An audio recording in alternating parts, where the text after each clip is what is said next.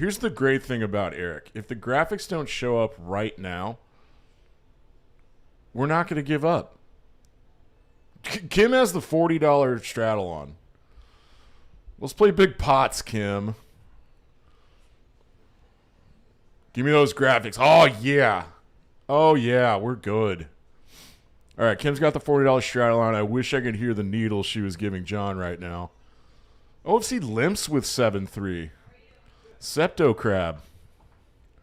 Big Chicken? I need to learn her real name. Rick, what's your wife's name? I'm not calling her Big Chicken. It's not fitting. It doesn't seem accurate. But I love this raise to 150. There's dead money out there. She's on the button. Suited king. That's nice. A much better king calls from the small blind. Behnam played the other week. He's kind of a wild man. I like him. Behnam. You stupid idiot. I'll talk to you later. Nothing. Jen. Big chicken. Jen's the big chicken. And this is a big ass pot. 6 ways. There's $900 and $10. Oh, I'm kidding. Open-ended for Kim. Open-ended for Sam. Sam plays big. I think Sam's not afraid of big pots. And this all checks around. No one's got clubs. And looking at the equities round, Behnam has 43% chance to win this pot with just his 5s. But he's already been bluffed off of them by the open-ended straight draw. Now with the bottom of the straight draw, Texas Kim's in there for $250. That's a good price. OFC, is he thinking about attack? Is he thinking about big attack? Representing some, like, he limped under the gun. He can't represent anything. So Sam and Kim have each other's outs, kind of. And Big Chicken Jen's got the heart draw. All right, give me a fun river. Ah, not fun. This will be whoever stabs at this the hardest can take this down. And because it's backdoor hearts and the flop checked around, Big Chicken Jen can represent a 10 here. Especially when your 2 villains have checked you on the button. She checks back thinking the king deuce. Oh, yes. Oh, yes. All right. I'm super impressed already. That's fantastic. Yes. Big Chicken Jen.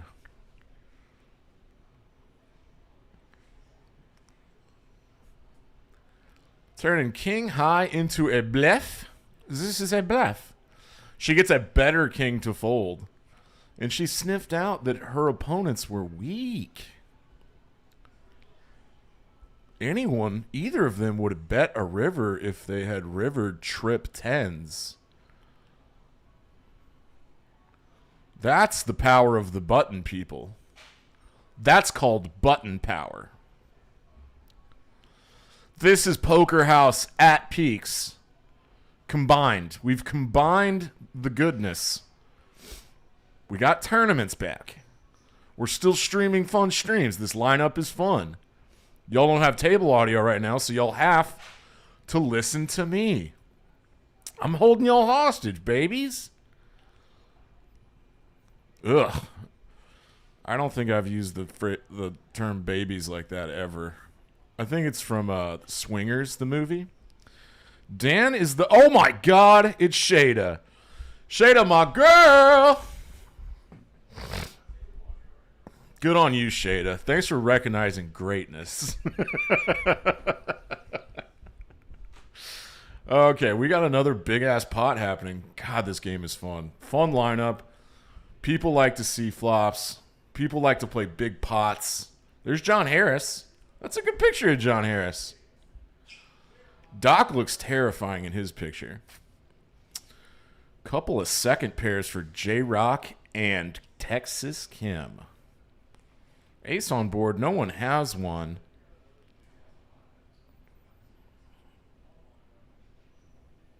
And it's Bridge Mike who's going to fire with air. We're 6 ways. It checked all the way to Bridge Mike, who makes it 275 with complete garbage.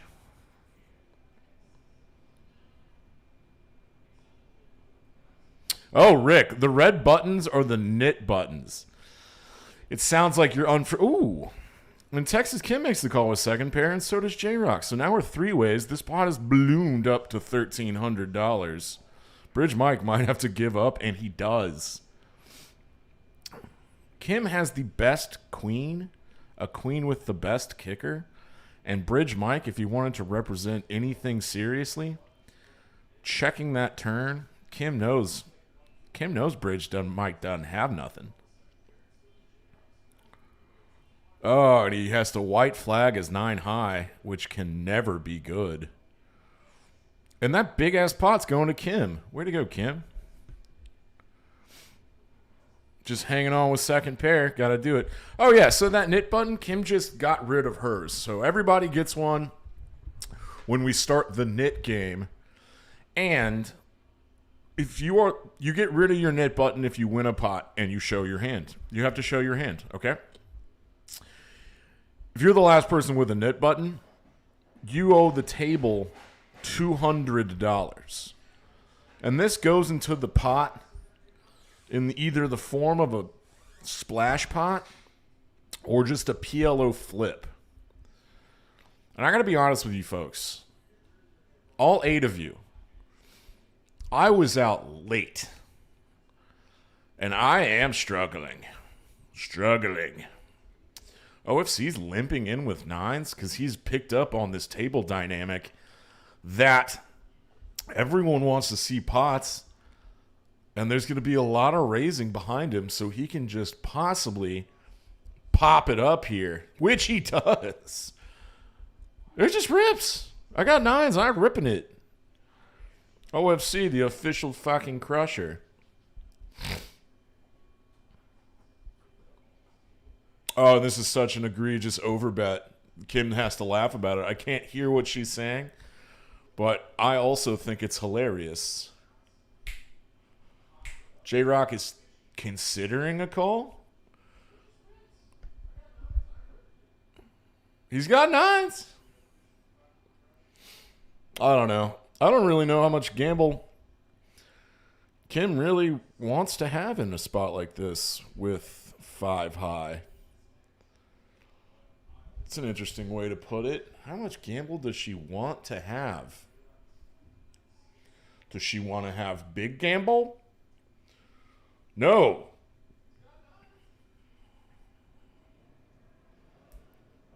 Michael's thrown out a flop, and I see a 10 on that flop. That's inconsequential because OFC takes that pot, he gets rid of his NIT button, and he was possibly one of the last ones. So someone just paid it. Lost the NIT game. And there's $200 in that pot. At least. I think it was Doc. Yeah, I think it was Doc.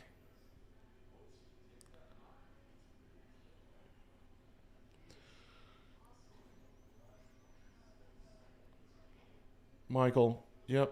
There you go, Michael.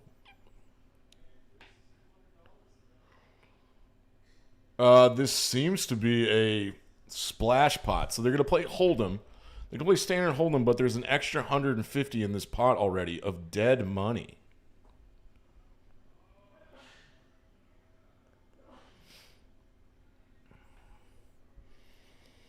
John Harris, Queen 10 clubs, going to 75. You can't blame him. And everything's going to be bigger in a splash pot like this. Because of that 150 in dead money, you're basically raising half pot. 75 into 150. You're half potted for everybody pre-flop. And it just changes the whole dynamic of the hand. And this pot could get pretty big if anyone else has a hand worth playing. Behnam. I think it's on him to call 75. He might have called with the ace-deuce offsuit. in the cutoff. Is Doc... Something else is going on. I can't hear the table audio. Did Behnam just min click it?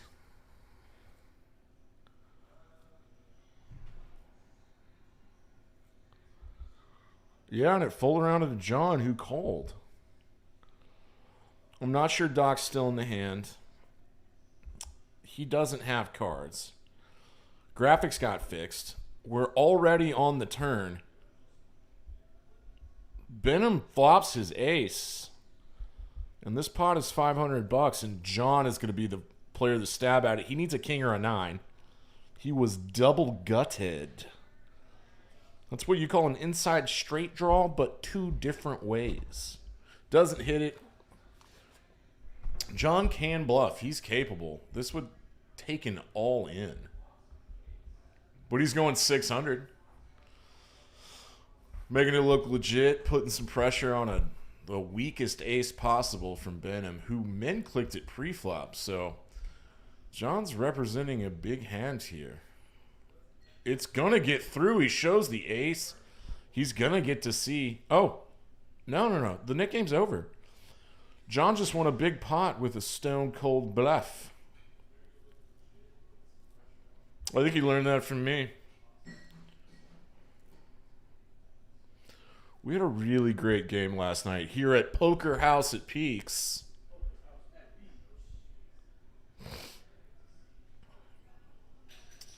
I ran so many bluffs, and they all got through. Thank you. Thank you for your money. Who's this new character? What's this voice? Big Chicken Jen. Ace Queen offsuit, making it 35. Oh, God. I wonder what Jen is going for in her little thumbnail picture. Like, what's up and stuff. Kind of like that. Oh, God. OFC got the big sharp ones. The big pointy sharp ones for $400. I'm now realizing that J-Rock in the 1 seat made it 100 with kind of a non-3 betting hand. But he puts the squeeze on some flatters. Oh, J-Rock got that gamble in him. Mediocre poker. That rhymes. I like that. Ace is obviously still good. Aces beat any pair of kings because aces are higher. Some possible backdoor stuff for J-Rock, but like any bet that OFC makes here. OFC's trapping. I like this. He doesn't need protection. He wants to have a king bet at him or let J-Rock bluff. Here's a fun card. Is mediocre poker Mark Wee? Is that for real? Do you see a seat open? Do you see a 10th chair? I don't. I thought you were to come commentate with me, Mark Wee. You gotta chicken out. All right. Now OFC. With still the aces. Makes it 300. Goes small. I love this. He's praying to God J-Rock has a jack here. Oh, no. Oh, no. That's unlucky for OFC. I think that's a queen on the river. Yes, it is a queen on the river. J-Rock got incredibly lucky. He had 3 outs. Yucky. Whoa.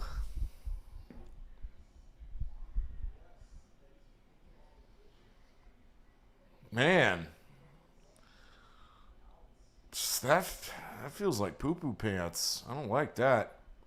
I do like it. I mean, He's in there with a crazy gambly hand, and he gets there on the river. OFC shaking his head like, you gotta be kidding me, man.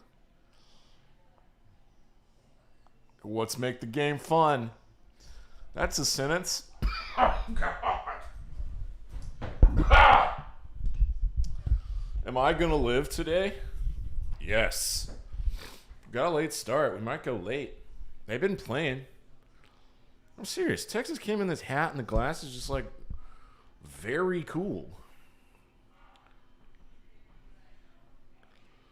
J-Rock got the ace-5. I don't have table audio. That's cool. The NIT game's not on. Kim, you don't have to... Oh, the NIT game. Trudy forgot about the NIT game. No. The VPIP game. So we're doing this other thing tonight where after an hour, we're going to check the VPIPs, the voluntarily put in pot metric, which is a percentage of how many pots you play. And whoever has the lowest one loses $100. Did Kim just flop? Oh, yeah, they both flop straights. All right. Getting all the money in, Behnam. You have the same exact straight. This is nutty. 2 players playing 7-4 offsuit. And it was OFC who led out on a flop like this out of position with a pair of 3s and an open-ended straight draw. This queen does not help him, and he made the call. This pot is $1,260. And this will be getting all in right about now.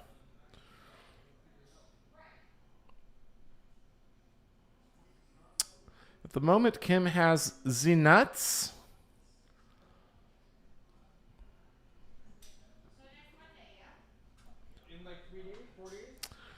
This is her move to try to get a call from OFC. If OFC has like a set or something. Get out of here. This is my closet. What's up, buddy? This is my little home. I'm so comfortable in here. Hey, everybody. I got Mark Wee on the microphone. Check this out. I thought this was you in the chat. It wasn't in the chat. I was trolling you. You always are. I know this. Yeah, Kim's little acting job on that all-in call to try to get OFC to call with her. It did not work. And he folded. How's that? Yeah, that'll work. I'm all the way over. Oh, God, don't step on that, man. You set? Yep, I'm all set. Yeah, we don't have table audio. But these are kind of comfortable, so I keep them on. Maybe they'll turn on soon. Maybe we'll get some table audio soon. Thanks all 10 people for watching right now with us. Hope everybody brought their friends, shared the link. Do you want to have any opening remarks? Like first time on the mic here at Poker House at Peaks? I'm just excited to be here. This is the first time doing something like this, so I'm not sure. Ever? Yeah, actually, ever. All right, I'm just gonna let you try out. No. You do the whole thing. You do play-by-play. You get in their heads. You figure out what they're thinking. It's fun. Do you know any of these people personally? Because I don't. I know Kim and OFC. I've played with a lot of these guys, obviously. I'm still picking up on their styles because we've been streaming for probably like 15 minutes at this point. I had some more technical difficulties. OFC standing up, is that a sign of tilt? No? Yeah, and you want to point it right at your face. Do a check for me. Check. Hello. Check. Yeah. Mics. I think I'm hotter than you are on the little screen there. A straight. Oh, God. Second flopped straight in 2 hands? Is he going to make money off this? He already is.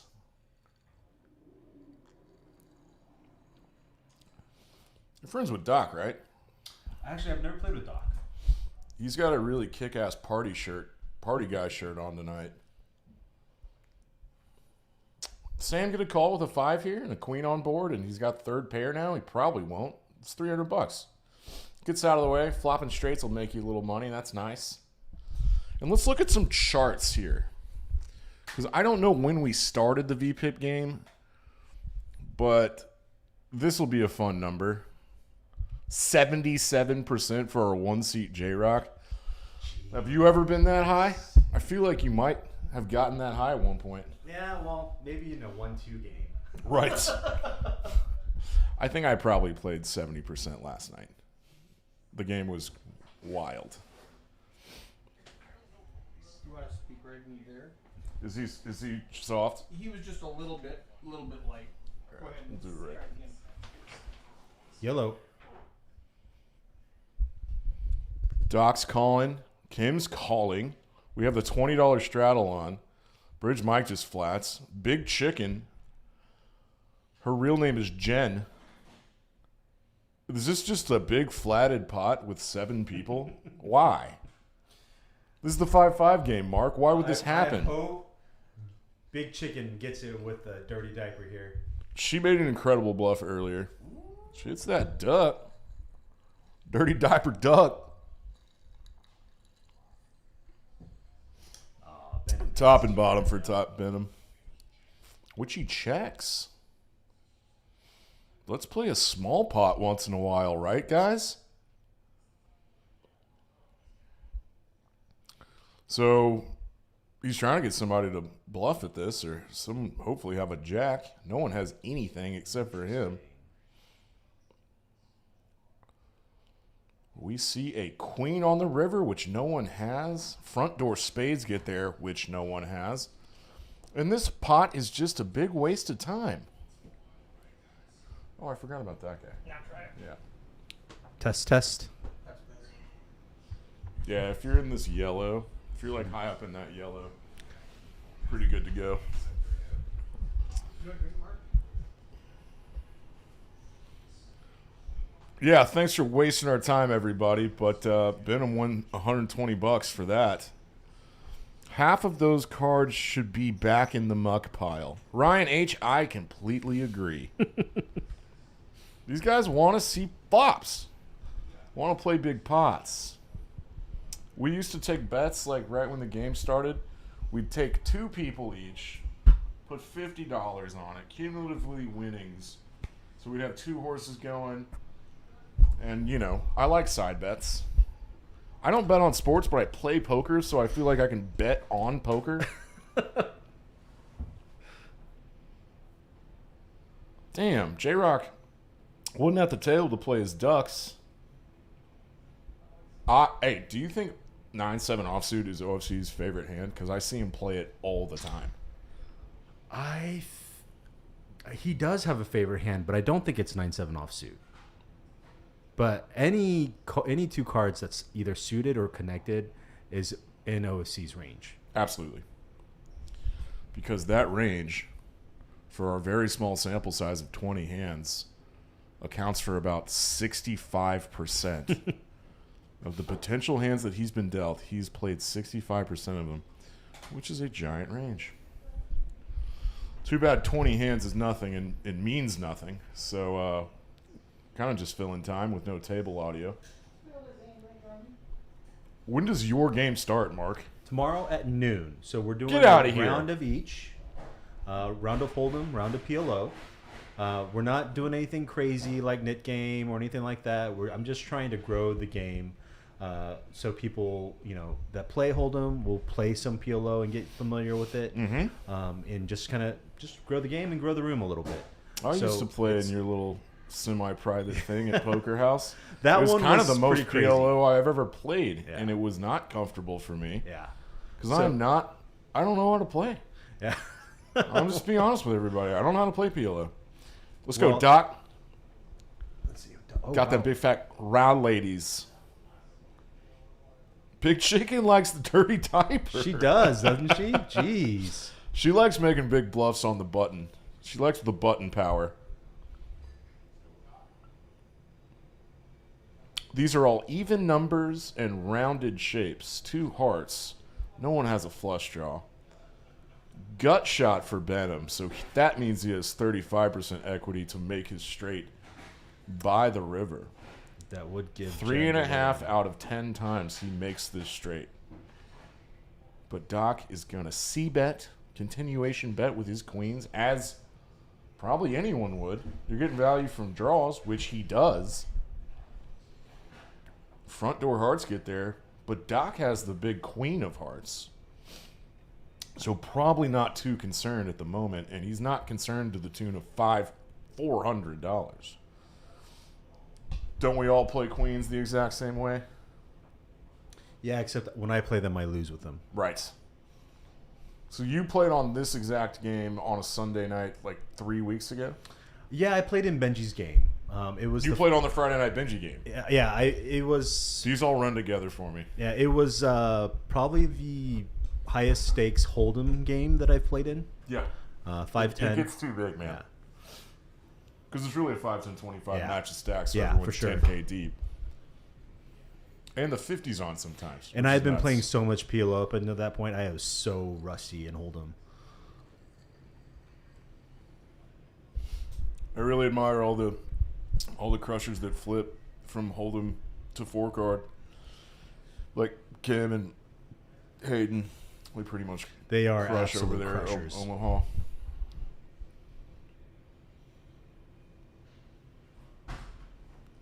I'm definitely a big fan of playing suited gappers.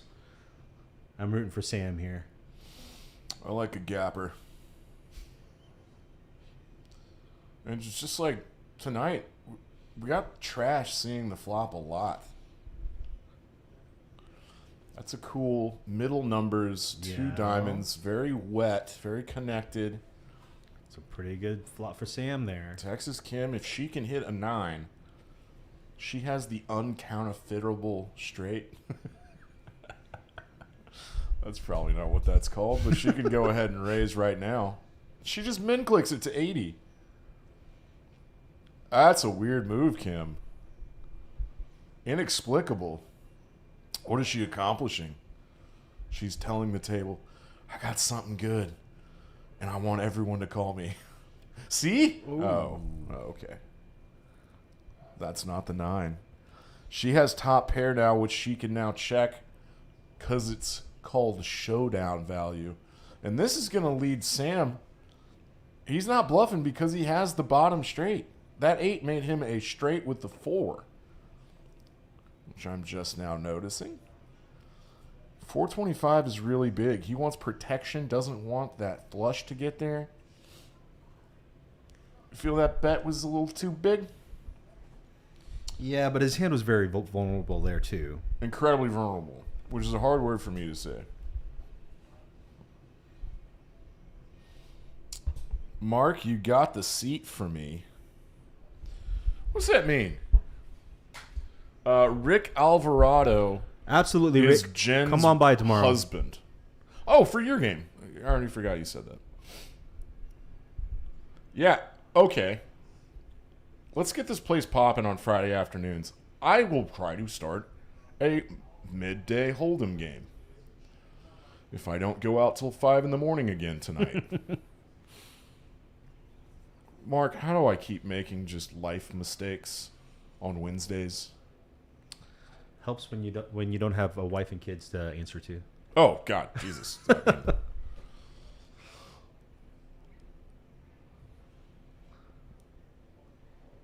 There's no doubt about that. What do you think about Texas Kim just flatting here? Yeah, I would prefer playing Ace Jack as a 3-bet here. She wants to go multi-way. She knew it would bring Bidge, Mike, and Behnam behind her. Flops a gut shot to Broadway. No one has diamonds. Doc's King Jack, and he was the pre-flop raiser. He is not the type to slow play stuff. It wouldn't be a slow play, sorry. He's not afraid of betting a king into 3 people. That's what I meant to say. And he picks up $420. That's nice.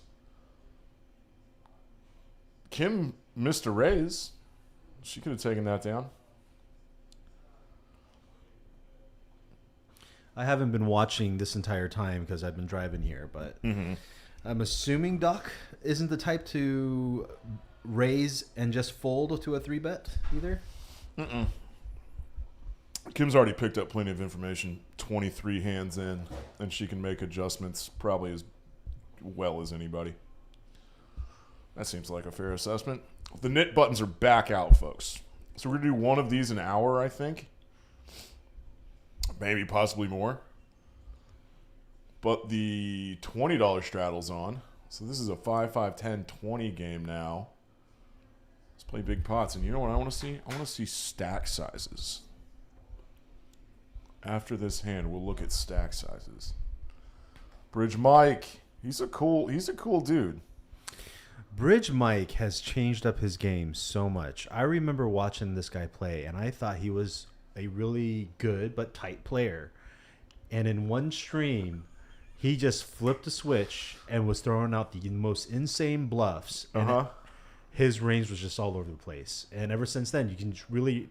I mean, he does still play somewhat tight, but you know that he's able to mix it up now. He's turned into a field guy. Yep. He's gone back to the streets. I make this admission quite a bit, where I saw him on a stream at Old Poker House Dallas, and I think I was doing commentary, and I don't know why I didn't put it together. I thought he went by Bridge Mike because he was a bridge builder. I completely forgot that there's a card name or a card game called Bridge. Yeah, I swear to God, it's one of the dumber things I've ever bridge think. player in the Yeah, world. I heard. Yeah. And if you're the number one in the world, you can go by Bridge Mike. Yeah. John is not afraid of aces with his tens here, and he picks up $575 in a multi-way 3-bet pot.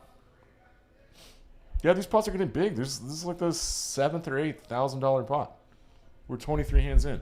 And I said I wanted to look at stacks. Because this is match the stack. Oh, but these aren't as big as I thought they'd be yet. I don't know why you would know this. Was it a $1,500? It is cap? $1,500. No, it start at $1,500 and then match. Oh, okay. So there's some folks up there at 3K. Playing 5-5 with 3K sounds really fun right now. I don't play tournaments, Mark. I don't have the patience for them either. Because playing 30 big blinds sounds just not fun. Like, why wouldn't you want to play with more big blinds?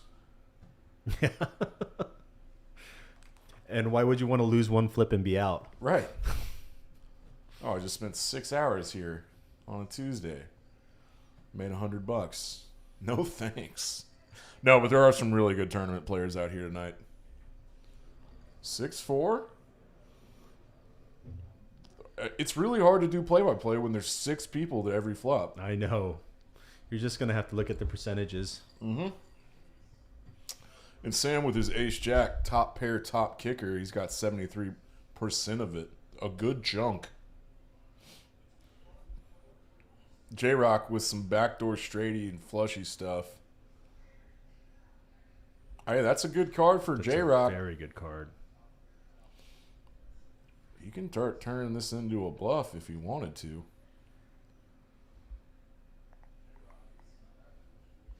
Five of clubs would have been really cool. 350. This is big. Do you think he has the implied odds to make a big...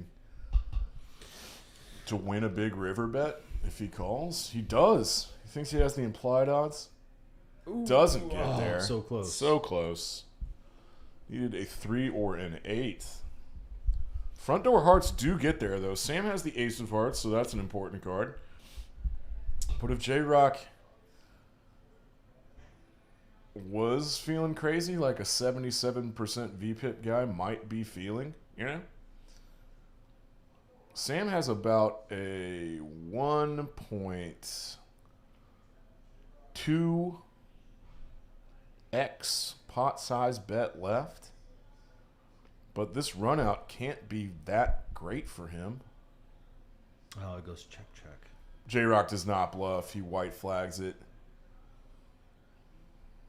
That bluff probably wouldn't have worked. Not with I don't know Sam that well. Sam holding the ace of hearts. Exactly.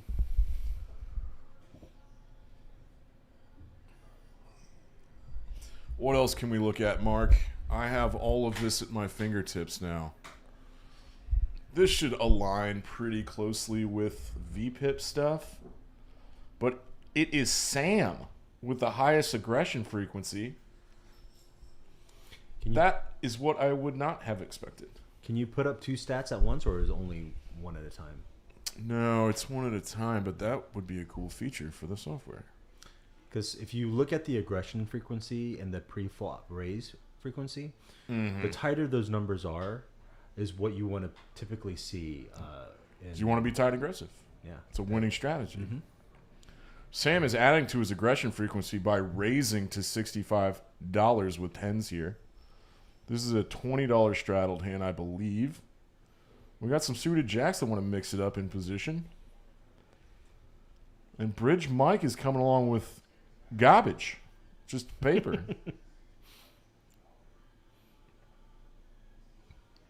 Mixed top pair. But it is not as good as tens, obviously. And with tens, you want some protection. Your multi-way. You would assume that someone that had jacks, queens, kings, or aces would 3-bet you. Tim calling with the gutter. Kim calling with the gutter. Bridge Mike folds his top pair. Ooh. This is interesting. I don't know. I have a feeling about something. That's kind of just too big to mess with. Yeah. Bye. It's all right. Everyone has knit buttons now, so it affects the play way more than you think it would. 100%. I kind of forget it's on sometimes and be like, why the hell did they do that? Oh, the NIT Game's on.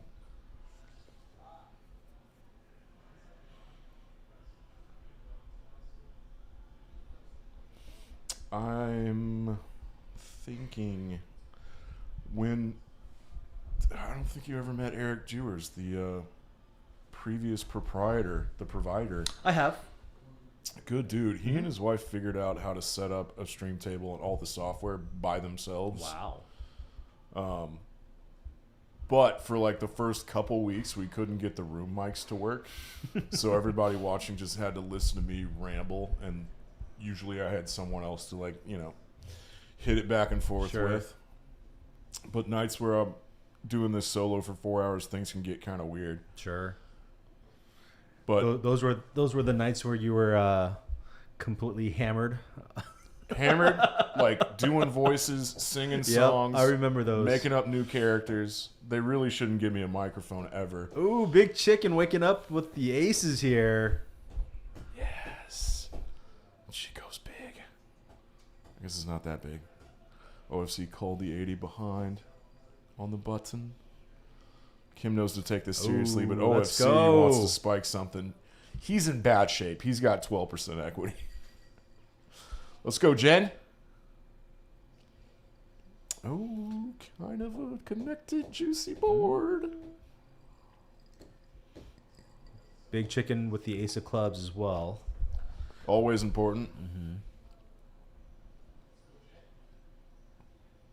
Just going a little bit under half. That looks like 325. I'm cool with this out of position.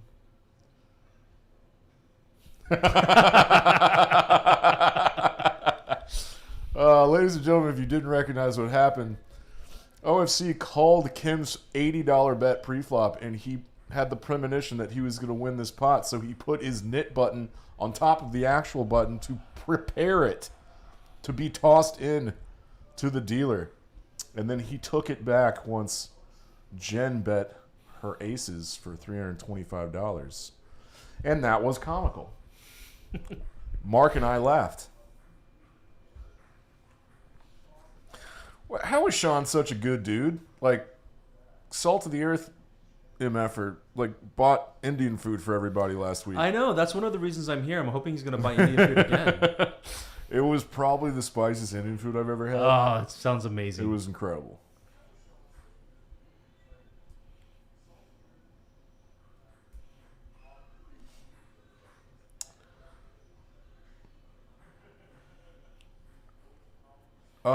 I'm not disappointed, but I haven't seen anything crazy yet. Yeah. J-Rock here with Kings. Those are the kick-ass boys. The Yep. Kings. Big kick-ass boys. A suited king of diamonds for Texas Kim. Bye. OFC wants to get rid of this knit button so bad. And this is the type of hand he can do it with. Absolutely. Oh, shit. John with just a flat on the button. Good. Sniffing out that 10s would possibly be crushed to J-Rock, which they are. I think 10s is probably... I don't really know the 4-better fold ranges anymore, but he likes to see flops. Maybe he can flop a set. He does not. In 4 ways, if I had kings, this board's not awesome. Yeah, that's a pretty wet and connected board here for Kings. A lot of draws. Yes. A lot of people with potential draws. Doc checks his bottom pair. J-Rock says, F y'all. Yeah, let's Call forget me with your draws. Let's forget what the commentators Yeah. are saying. Yeah, just rip it. That's how you get rid of your knit button.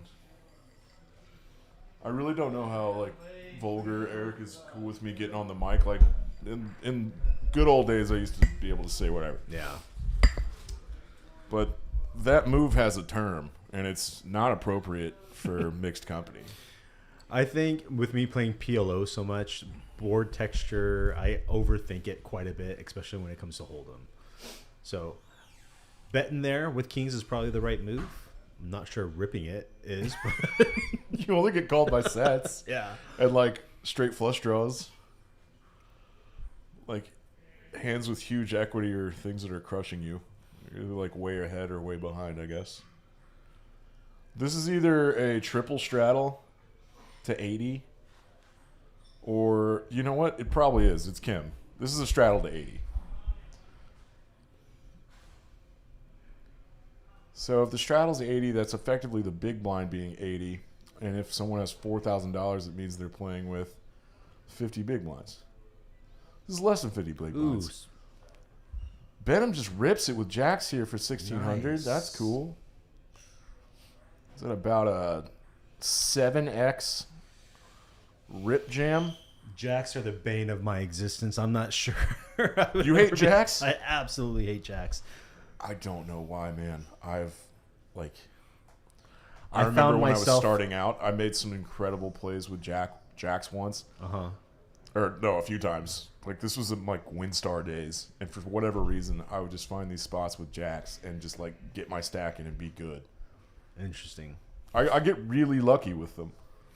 I was in a over $9,000 pot with Benji on stream with pocket jacks on a queen high board, and I was completely lost in that hand. I absolutely hate jacks. I think I remember that. Yeah, I actually won it. I don't know how I won it, but I won it. John looking like he's trying not to look miserable. I mean, you can be miserable with ace-queen offsuit here. Yeah. John likes to play post-flop, and I think that he does make calls like this sometimes, but he knows that Behnam's 4-bet jam range. Oh, it's just a 3-bet. Mm-hmm. But the $80 straddle was on, so it's $250 in the pot for a single raise for ace-queen offsuit from John, and then an all-in rip. So effectively, it's like a 4-bet, right? If he makes this call, this is the best case scenario that he's hoping for. That's what I was getting to. Jacks are the bottom of this rip range, right? Ace-king crushes John. Mm-hmm. Ace-queen suited is a flip. Very rare. Oh, he just makes it the in. call. This is one time. Behnam. Behnam went by Ben last week. I think this is our first all-in pre-flop call. They're going twice. Did you see him throw? I saw two. Okay. Ooh, ace right in the window.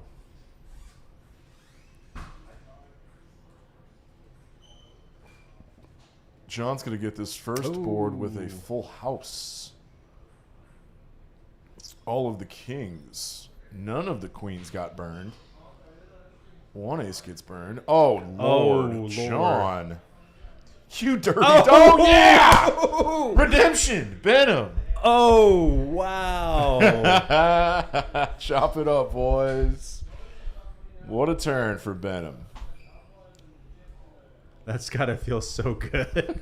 Oh, my gosh. Oh, God, I'm crushed. Oh, God. I get half.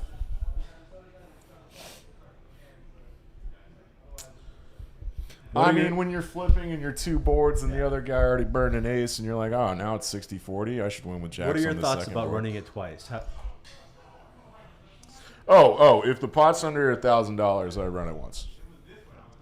I always do it unless I know that my opponent is going to bitch about it if I don't run it twice with them. And, like, I know pretty much everybody. Yeah. And if I know it's a guy that's like, I always go twice and I'd rather go twice, I'm like, all right, whatever. I don't want to piss you off. Because I don't want to be that guy, but I want to be that guy. Yeah. I want to go once all the time. Yeah. I used to be a twice guy myself, but I feel like nowadays I'm leaning more towards just once all the way around. When you play as much as we do and the variance, like, matters less, running it once, like, I feel is like fine. you get called way lighter if people know you're willing to run it twice. Hey, what up, Hayden Fortini? Hey, once we start streaming a round of each game for Mark's game, I'm going to need you to get in the booth and teach me how to play Omaha while we're streaming. That sounds like a fun little experiment. We do a little Omaha school You better in the booth. You better pay Hayden. I will pay Hayden. You better. Omaha lessons ain't free. Top pair for Kim. Did Kim flop? Oh, J-Rock flopped the joint. Oh, 5 deuce off. My favorite hand, 5 deuces, pocket wheeze. The pocket wheeze?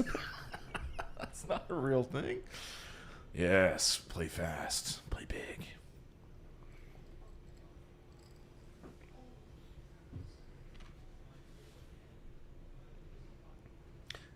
Kim playing very disciplined there.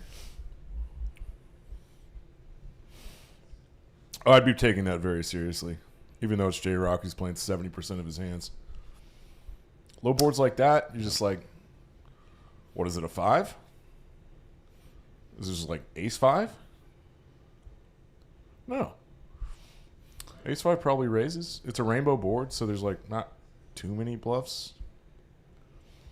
Good fold. That's a good fold. Because he had the gut shot. You know what probably also influenced those folds is J-Rock doesn't have a knit button. That's true. I think on a board like that, when someone check raises and it's super multi-way, it's like always 2 pair, a flop straight, or a weird set. Yeah, so like weird top set. pair nothing is just Yeah. gone. Damn, Hayden. 500 an hour. It's probably worth it. You know what? The way these guys. I know Have you it. seen their I know a guy chip that stacks? charges that, yeah. Have you seen their chip stacks at the PLO tables? It's probably No. worth it.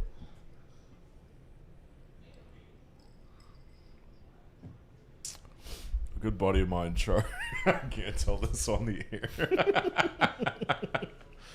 Hey, thank you, the 13 people watching our new channels. I think this is YouTube viewers and Facebook viewers. Probably not. This count is probably just. Well, what was that? What does that mean?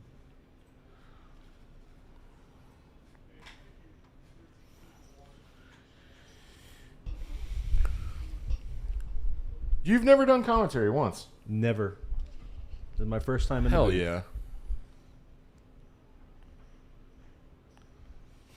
I made fun of Kim today when I told her, when she said that she was playing, I was like, oh, I'm coming into the booth just so I can flame your play. Dude, don't do it, man. She'll give it back twice as bad. Top pair for J-Rock. Open-ended for the Doc Man. This could get interesting. That is a really cool shirt.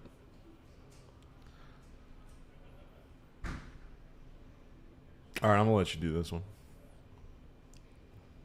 My brain just started to hurt.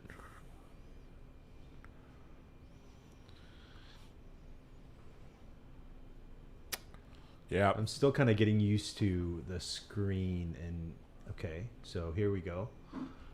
Doc betting 350 on his open ender here.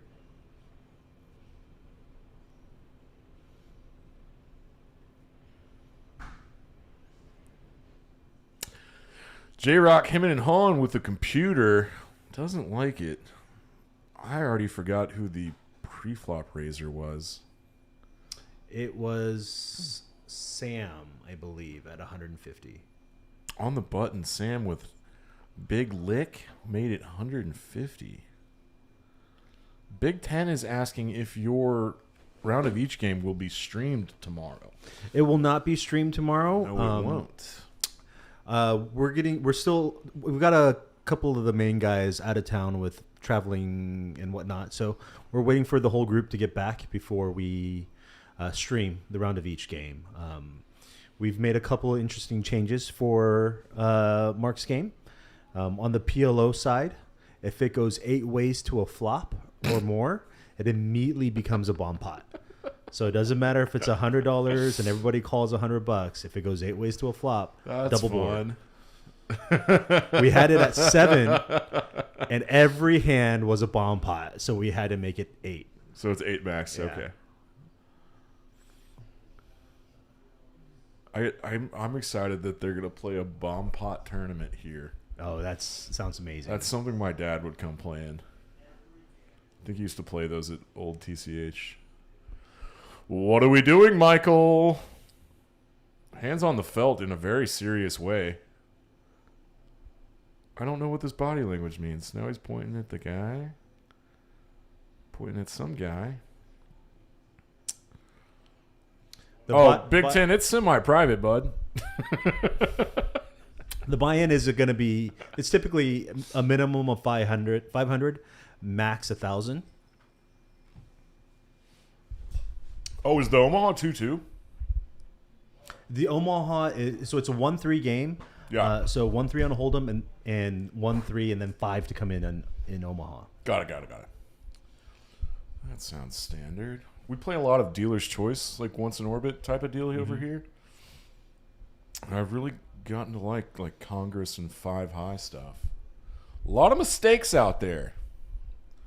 People make a lot of mistakes. Bridge Mike has not had a real hand to play in a while.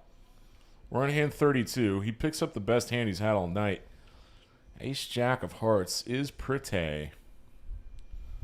J-Rock's got that gamble in him, dude. He He seems to love those gappers.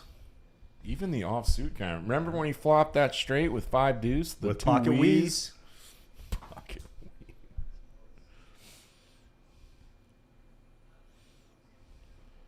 A lot of straddles on, so this pot got bloated. 465. A single suited board. All clubs. Can't be a welcome sight for Bridge Mike, even though he has top pair and a nice kicker. This is just give OFC the license to fire. I was like, I don't care if I have king 8 of diamonds. I'm just going to represent a flush. Who gives a damn?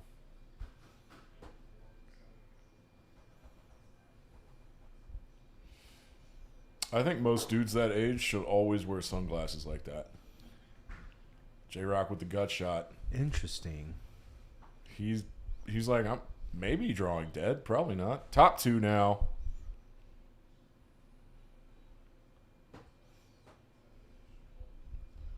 Get rid of that knit button, OFC. Get rid of it. What a move by OFC. It is almost a pot size bet. I think he's like $100 off. Had Bridge Mike not turned top 2, he probably folds here. Exactly what I was going to say, Mark. Because now he can hit a full house. Yep. If he is, in fact, beat by a flopped flush, which is really hard to do.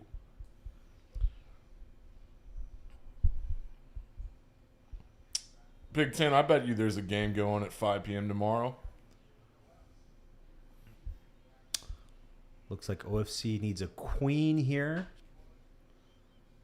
on the river.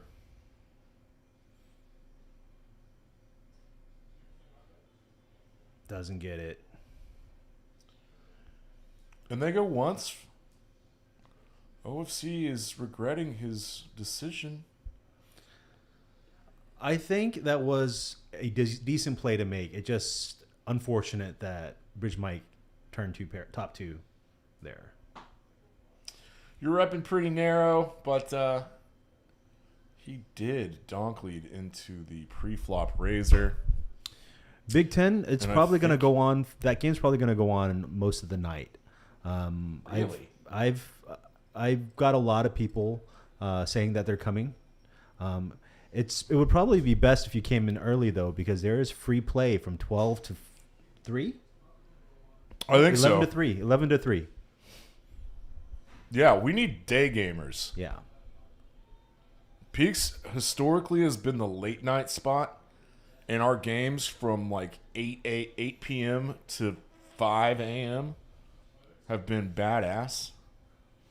But day players, I don't know. We're trying to figure it out.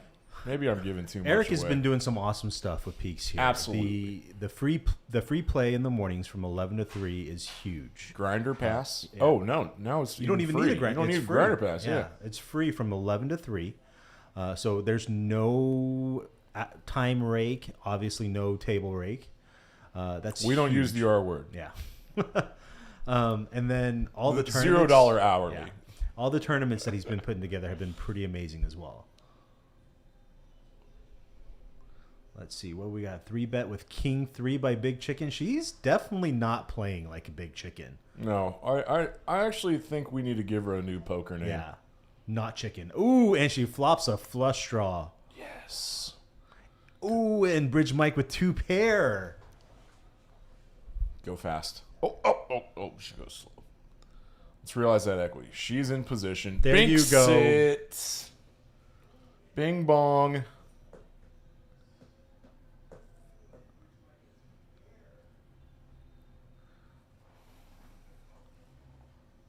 What do you do here? Straights get there. There's some cool 2-pair stuff. I flat. She does.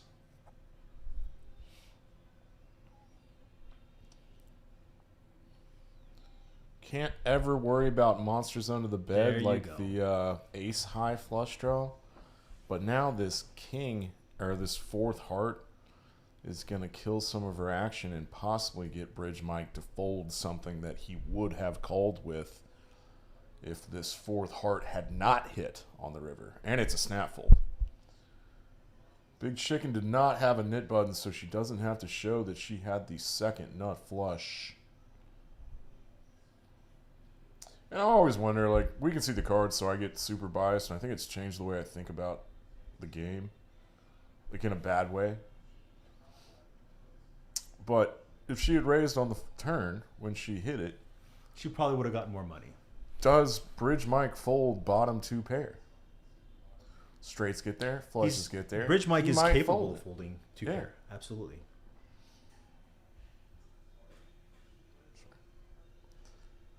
All right, we're at hand 34. Let's throw this up. We haven't seen this tonight.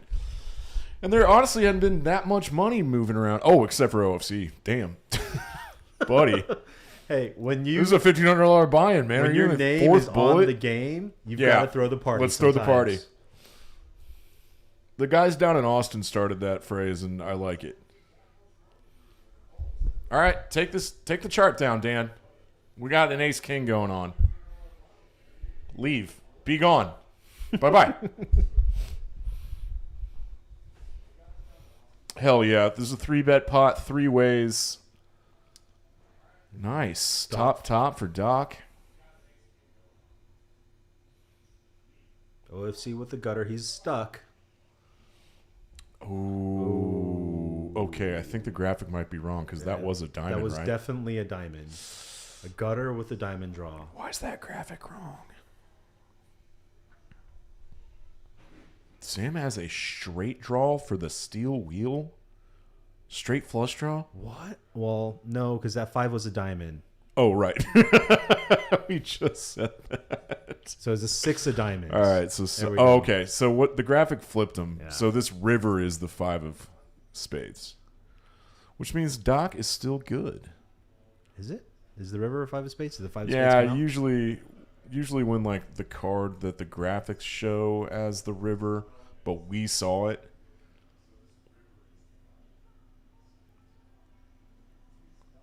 Hold on a second.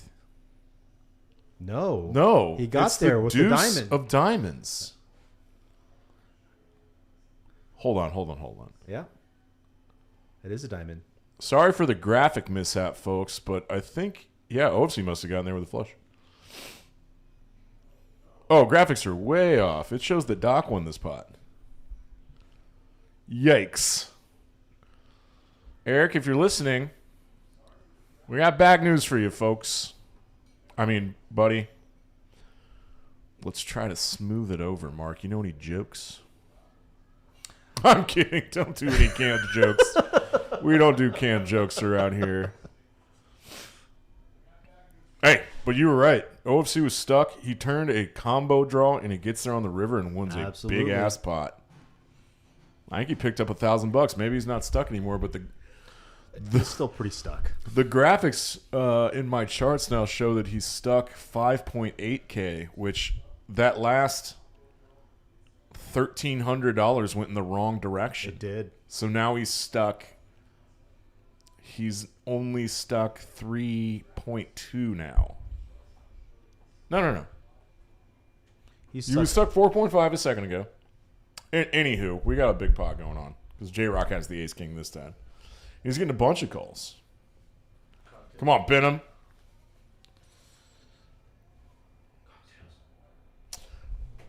Hey, Juan. How you doing, man? Mark, want anything? Appreciate it. Thanks. Good. I'll go again. Thanks, buddy. All right, Behnam with his pair of sevens and the gut shot straight draw has 75% chance to win this pot. Now it's up to 86. Doc C-bet ace deuce with backdoor diamonds. Scratch that. Backdoor clubs. Now he has to give up.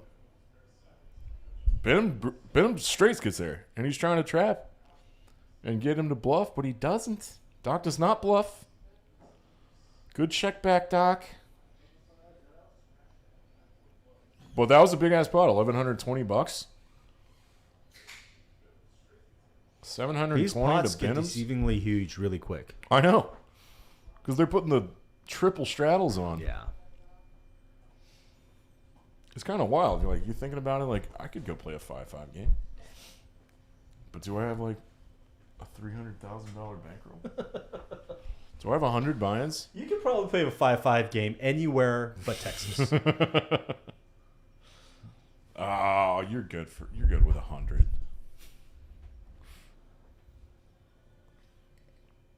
If you had $1,000, you could probably play a 5-5 game anywhere but Texas. No way. All right, this is a $15 PLO bomb pod, uncapped.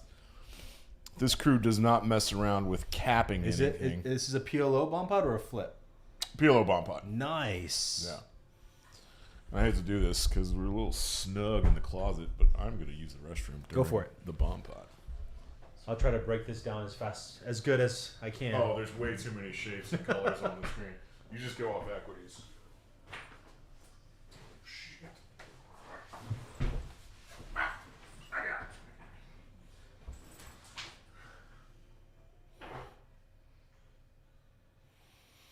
All right, let's see what we got here, guys.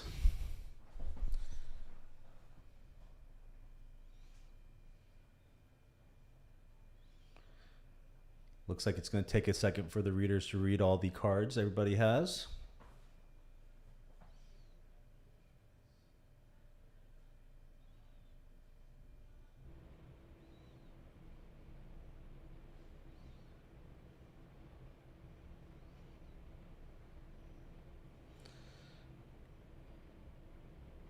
Kind of hard to see what the flop is at this angle.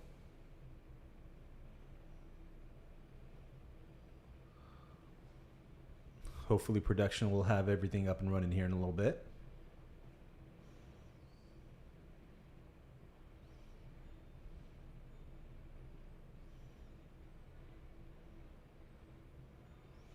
Goes check, check off the flop.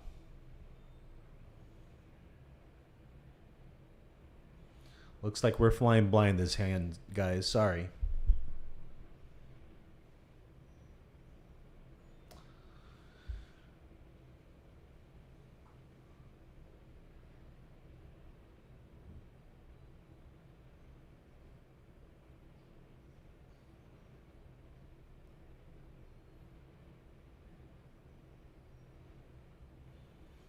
Looks like we got a bet here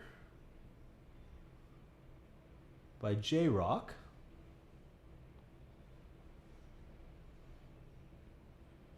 That board is somewhat connected, so there is scooper potential.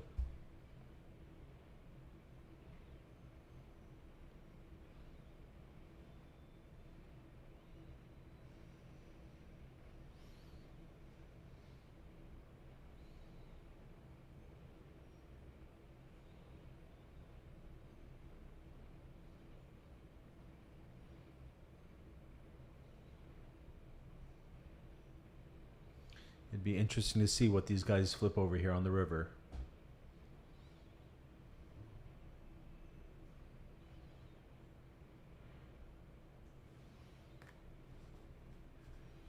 That fourth diamond on the bottom is probably an action killer.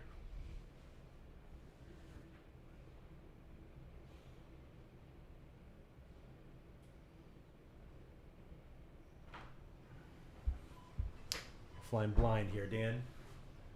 We lost graphics on the bomb bot? We lost. We never got graphics on this hand. Sometimes this happens in the bomb bot. The board is pretty connected on both of them, so there's pretty good scooper potential, but there are 4 diamonds on the bottom board. What a possible scooper duper.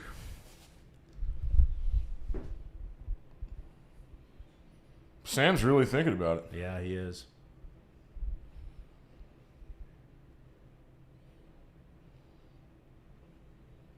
Looks like it was a pot-sized bet. J-Rock?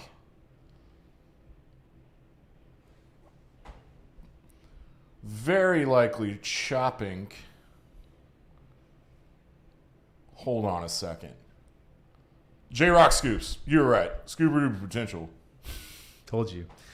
When you're playing bomb pots, it's very important that you guys have equity on both boards and you're not just playing one board. Correct. I see so many Hold'em players make that mistake of... I got the nuts on one board. Yep. Oh, now I don't anymore. And I've got nothing on the other board. And it's always a straight, and then they wonder how they get quartered. Yeah, exactly. That's why Congress gets so frustrating, getting quartered with nuts. This has turned into a 5-5-10-20 game.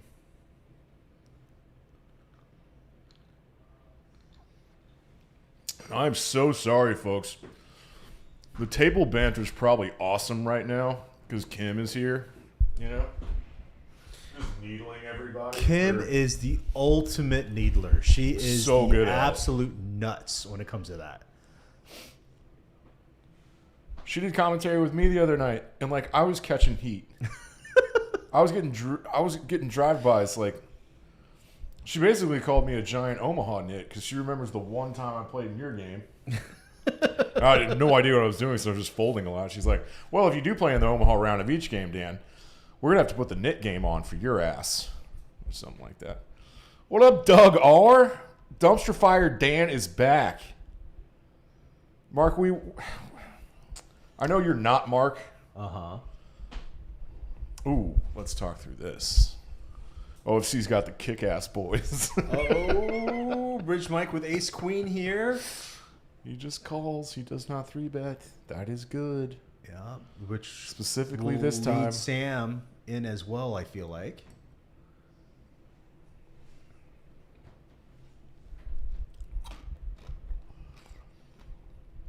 J-Rock's like 90 more ain't nothing. I can hit a flush here. Absolutely. Damn you all to hell. I think he plays some fun hands with attitude. Hey, here we go. Ooh. Here we go. And they're deep, man.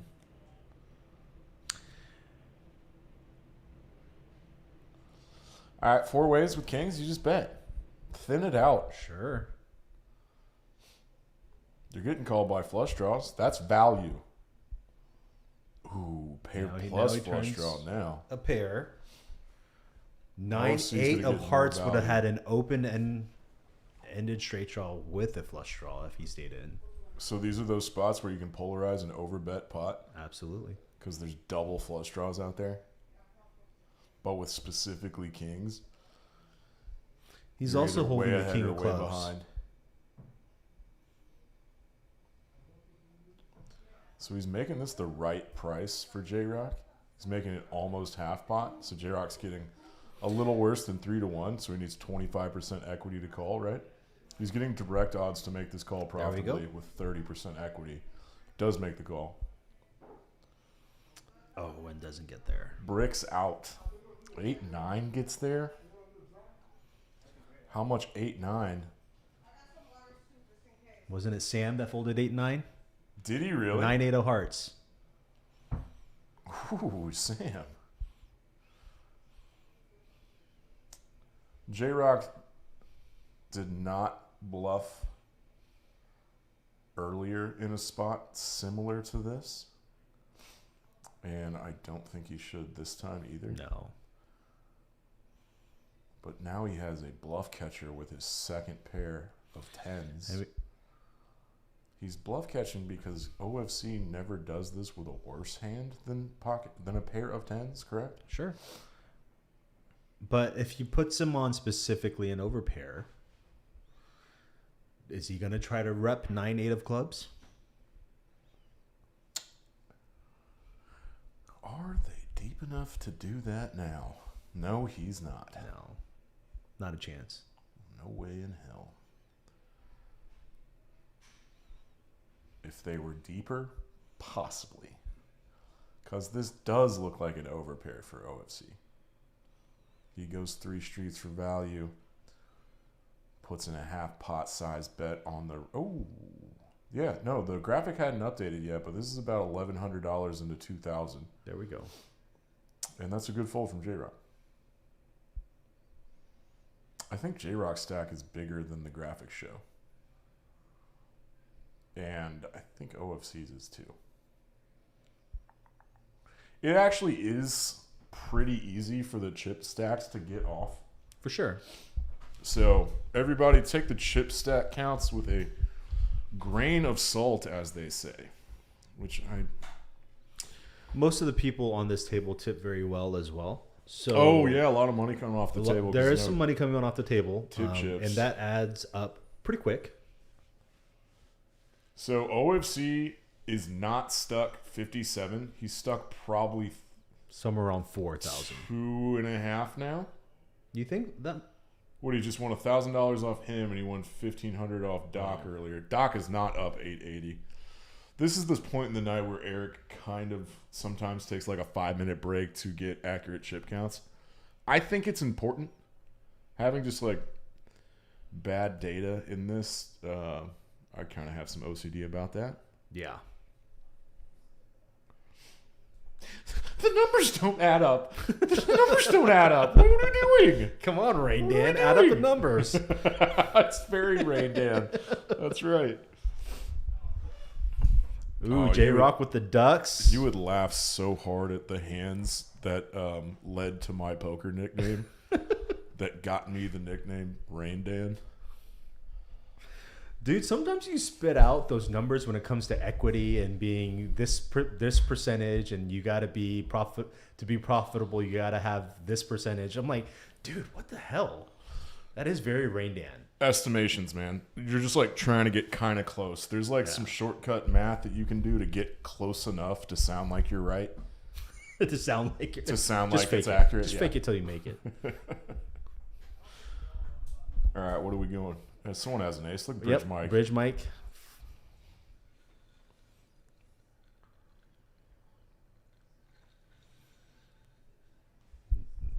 Bridge Mike still with the best hand here with 3 aces. He's got to be kind of afraid of his kicker here, though.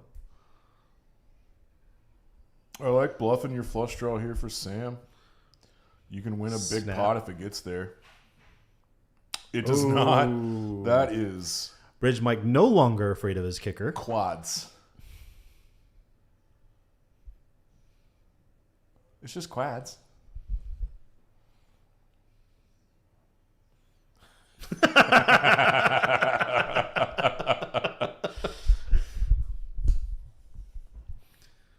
He's thinking, what else is he calling me here with? I gotta think about that one. Like, do you want to fast play a flush draw on a paired ace board like that to like build a big pot? Because most people can't fold trip aces. Like if you do get there, you know what I mean? For Like sure. it's just like an implied odds thing. Like if I do make my hand, the likely hand that's calling me on the turn is a big hand that can't fold the river. So it's like reverse play odds in the other direction. Yeah, but you start doing that, you start getting yourself into spots that get very dicey. Good call.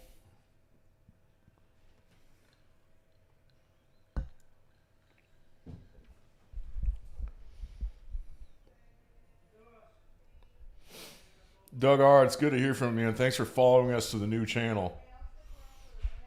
There's a lot of other chatters that are stuck on our old Peaks channel. Yeah, Doug R is good peoples, man. He's a blast to play with. I played with him once in your game at Poker House. The one time he made an impression because he was splashy as hell. He was. I think he lost a lot of money that one day. Yeah, he did. How do we both remember that? He really did. Good Lord, J-Rock. Yeah, flopping the joint here.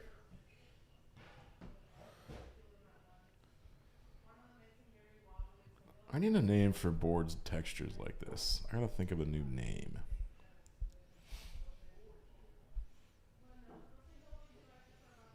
Yeah, I wouldn't know. Middle wet. No, that's not good enough. J-Rock, let's go big.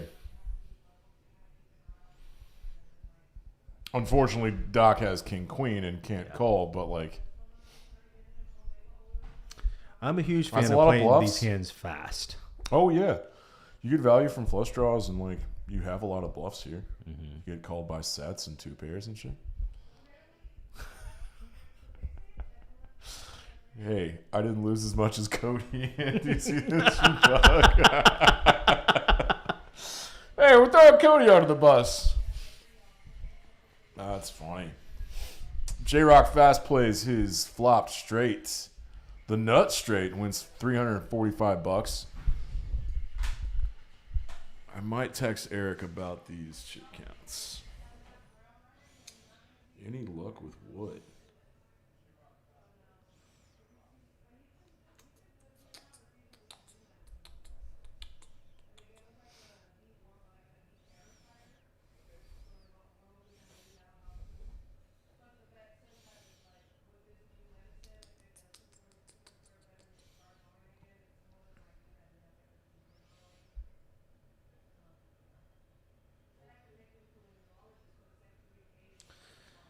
Bridge Mike here, raising it up or calling the straddle, $40 straddle with Jack 10 offsuit here. Big Chicken liking her 6-5 offsuit. Also making the call.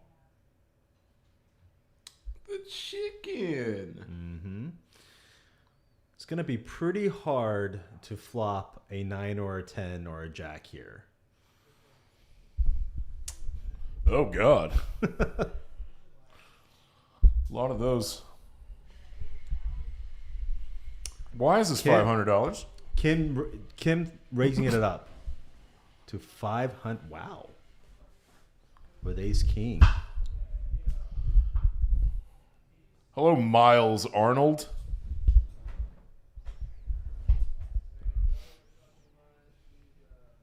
Who else is good for this lineup? For this game here? Yeah, I'm always thinking about this because, like, tomorrow night we usually do the big 5-10, but I mean, this is big enough. Like, I don't like to have the barrier to entry for. I mean, it's different. We want Eric wants to put on the best show, obviously. Yeah. I like a lot of different Ace King players. absolutely whiffing here. But a C bet will probably take this down. Good backdoor stuff for Doc, though. Oh, and she checks it. Oh. Ooh, fun. That is an action card for Doc's hand.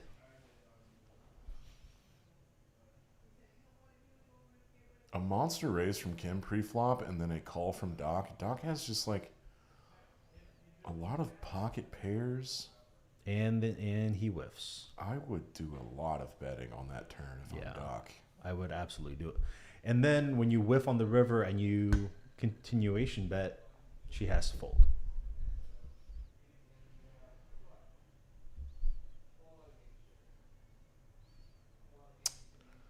Doc is attempting to lose the minimum, which he does. Kim is also playing Nice it safe, hand, Kim. knowing her ace king is good a lot of the time.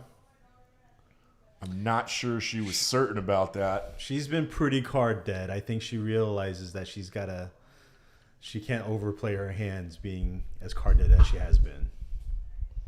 That's an interesting concept because of her current table image. Mm-hmm. Her short sample table image. Interesting. All right. The metrics that will be accurate are VPIP metrics.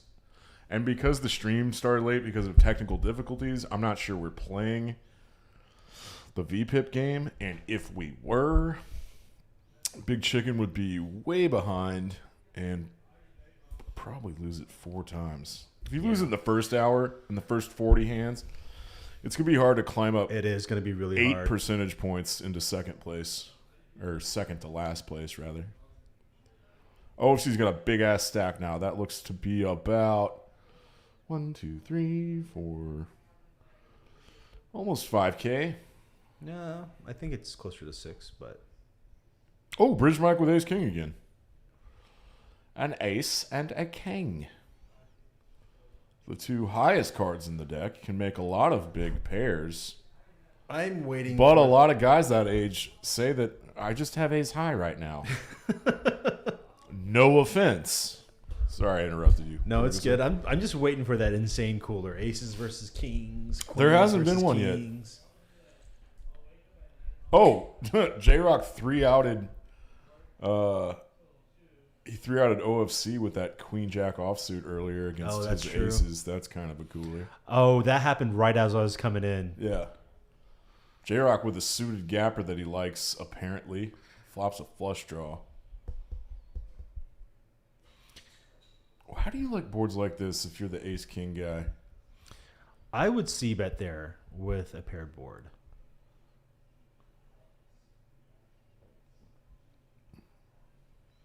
I like J-Rock's aggressive play. I think I'd be doing this a lot. But now with a gut shot to Broadway, Bridge Mike's going to call. He's not scared. There's a lot of draws out there that J-Rock could be bluffing with. So Bridge Mike can also have some partial assumption that his ace-king is good. Which it is when the graphics catch up. Nice hand, Bridge Mike.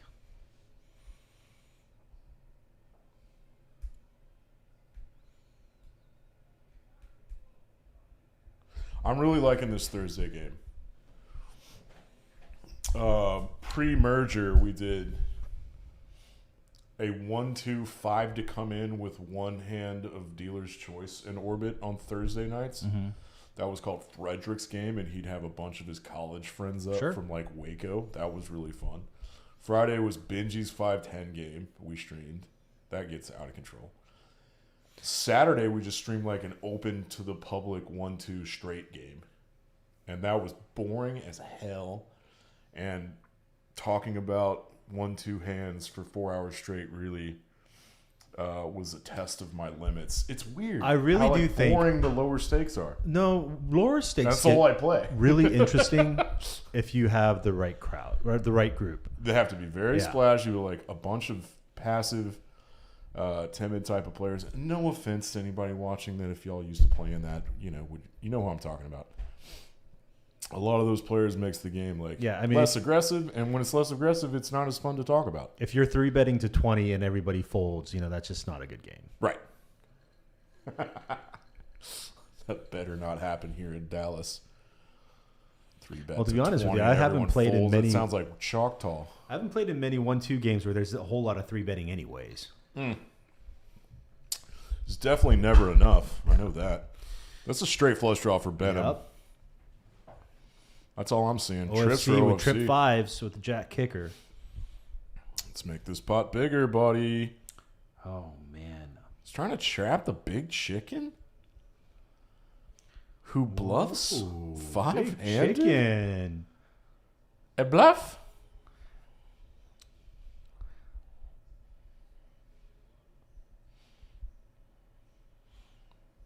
I think this is fine. Oh, that might get Big Chicken in some trouble here. Interesting widens check checks now. up there. Yes. Give me that 4 clubs. She's got some showdown value. Ooh, This is what OFC didn't want. absolutely not. He really wanted to check raise this turn. I promise you. Put the turn check through and Behnam gets there. Big Ten, I'm talking about you, buddy.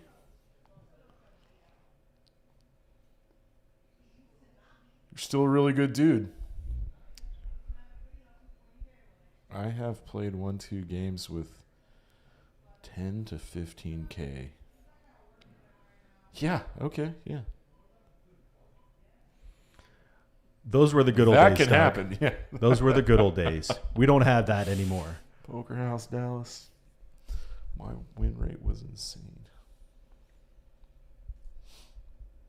You have to cherish the good times, Mark. I remember there's something you told me, like right when I met you, and I don't know. You know a bunch of people, and like Sure. That's Mark Wee. He runs this new game, and I was trying to get in the game, and there was a seat opened up, and I was like, I had run it up big time on a regular 1-2-5 table, and I sat down, and you were like, "Yeah, man.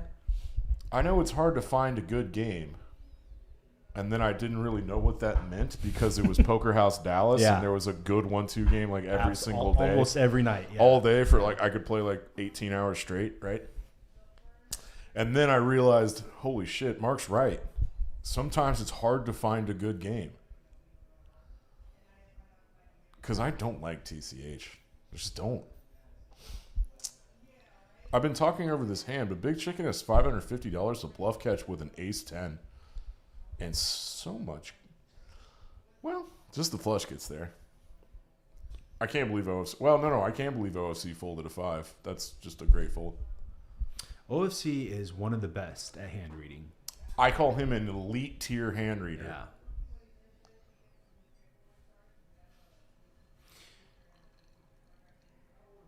He has this uncanny ability to be aggressive when he needs to be and fold when he knows he's beat. It's weird. I wonder if that's a function of him being stuck. Just like Ooh, she doesn't believe him. OFC's double fist pumping the air right now for his good folds. You love to see it, folks. Yeah. Big ass pot for Behnam. That's the biggest pot of his night. Okay, guys, I've got to step out for just a second. I got a client that texted me that I need to put in an offer in on a house. So I'll Get it. back. Get it, Mark.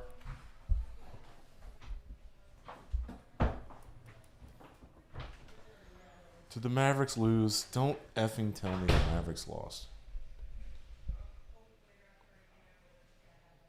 I'm missing my sweet. Oh, we beat the hell out of them.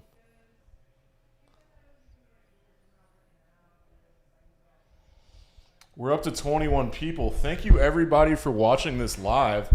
We really love live streaming poker games, and they're very fun here at Poker House Peaks.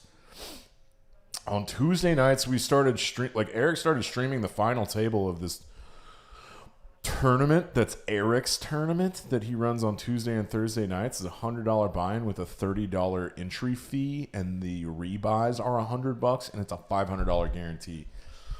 So it's a really nice tournament. I think 20K starting stacks. I don't play tournaments, so I don't have a reference point for that. I think it means it's deep or something. Texas Kim just calls with the ace-5 of diamonds. And this hand's going to go 7 ways. What is there even to talk about? There's $350 in the pot. Someone's trying to get super lucky. There's not an ace left. But there are 2 jacks and a 10 and 2 spades that... Oh, take it back. Rainbow Jack, Jack 10. No one has a jack, but J-Rock and Sam have the same 10. That is tight. Broke Gambler Slots gets in the chat and says, hello, everyone. Hello. Chicken got them ducks. I noticed that. Doc made a $100 call with a 9. Would love to see a queen here. No, the 4 brings in backdoor hearts, but is relatively bricky. And someone else had an ace-10 and folded it. I think it's time to put the NIT game back on. How do we feel? Oh. I started that whole spiel earlier because I really appreciate everyone watching, and it would be kick-ass for us to grow the channel if everyone likes, subscribes, turns on notifications, and shares. And then pull out your notary. Notary?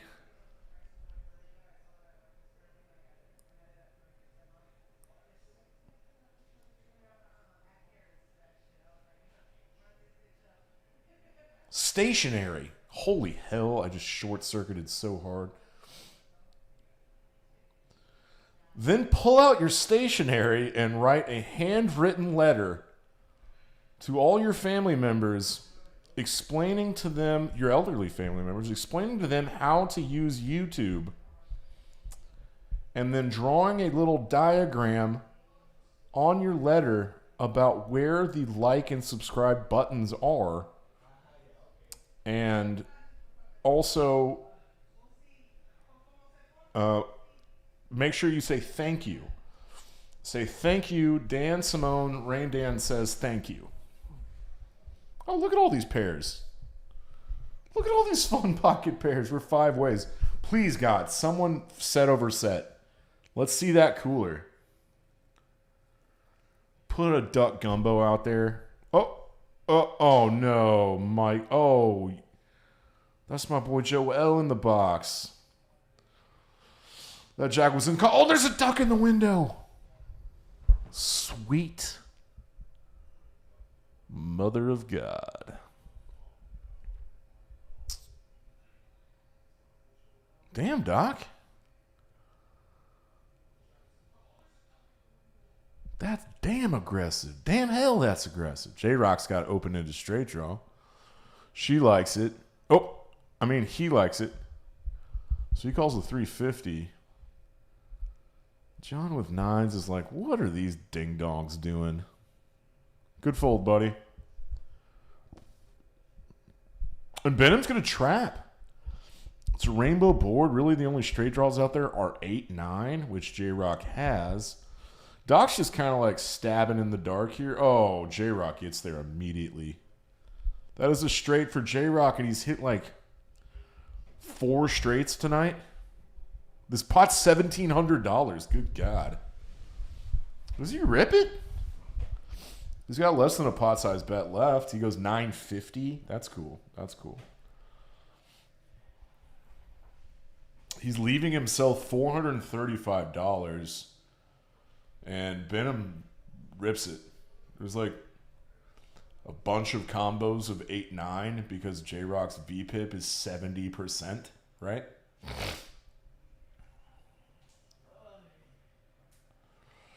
And unfortunately, because J-Rock was effectively all in, Behnam just wanted the rest of it and needs to boat up, and he does not.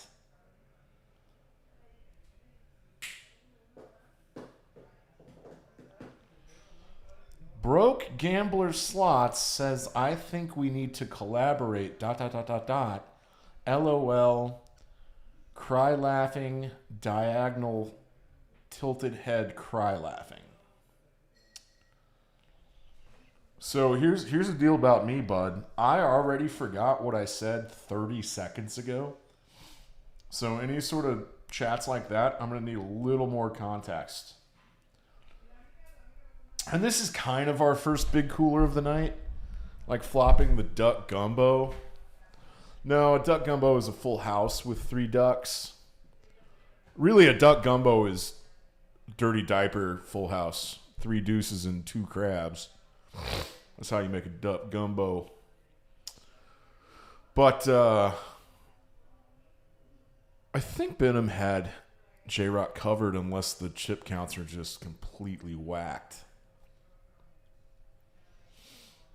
He's getting cash out, so he thinks he's gotten stacked, but Joel is making the count right.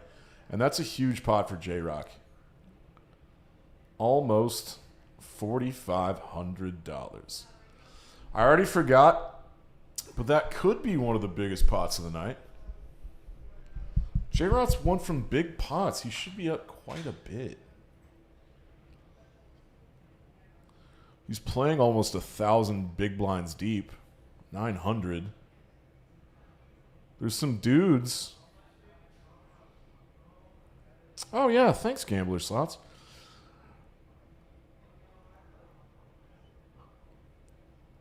A lot of big stacks out there. What's that? 10, 27, 28 grand on the table. That's not bad. That's pretty cool.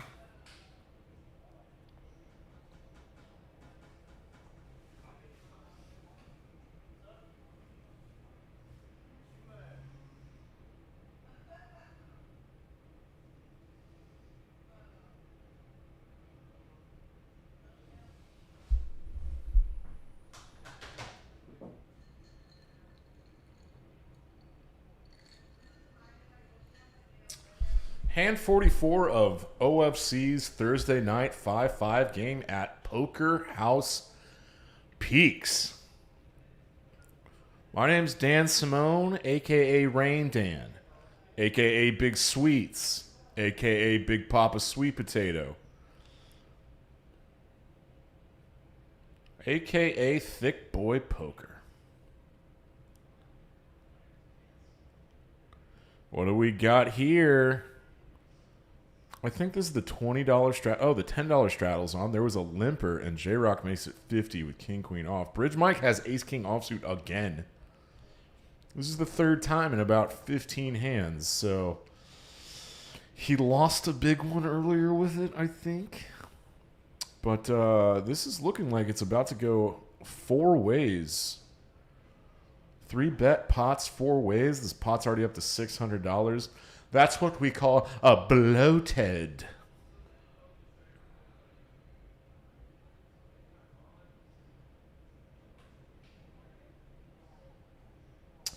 Dumpster Fire Dan. Dumb F Dan. DF Dan. Dumb F Dan. I like that. I need more. I love nicknames. I love them. Who's got what here?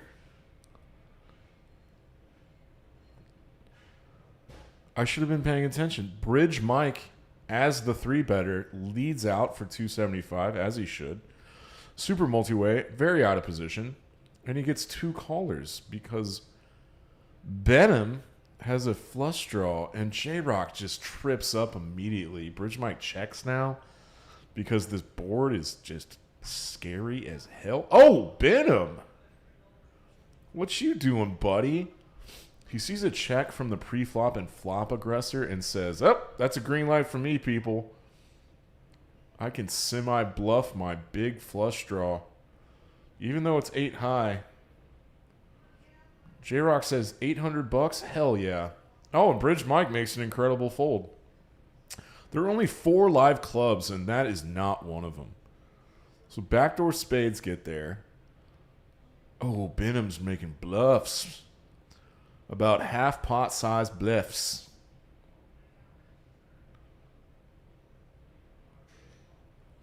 Oh, I take it back. It's a, wait. All right, give it a second for the graphics to show up. This is brave as hell. I mean, this probably won't work. It's just like unlikely for J-Rock to have a queen here.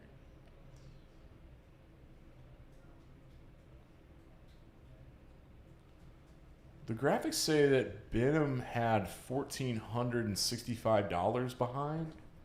That looks accurate, and he just rebought.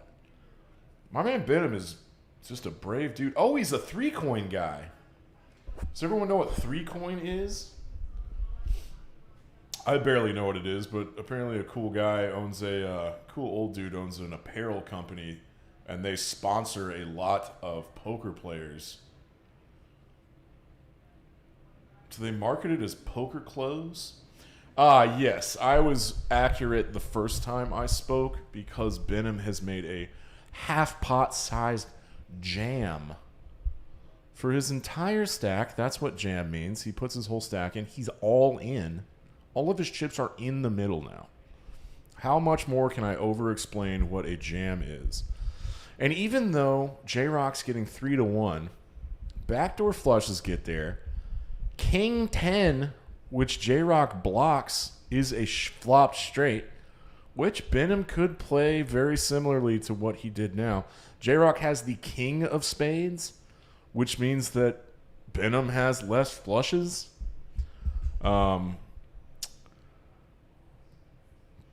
Pocket jacks might be in here sometimes that J-Rock loses to, but at this price, 3-1, J-Rock has to be right. Like, he has to be good, has to have the best hand one every 4 times to make this a profitable call. He's hemming and hawing, but yeah, he makes the crying call, and of course he's good. Behnam had to bluff with 8 high, and he's on bullet 3, I think. Another giant pot for J-Rock. That's $3,270 over to J-Rock's stack.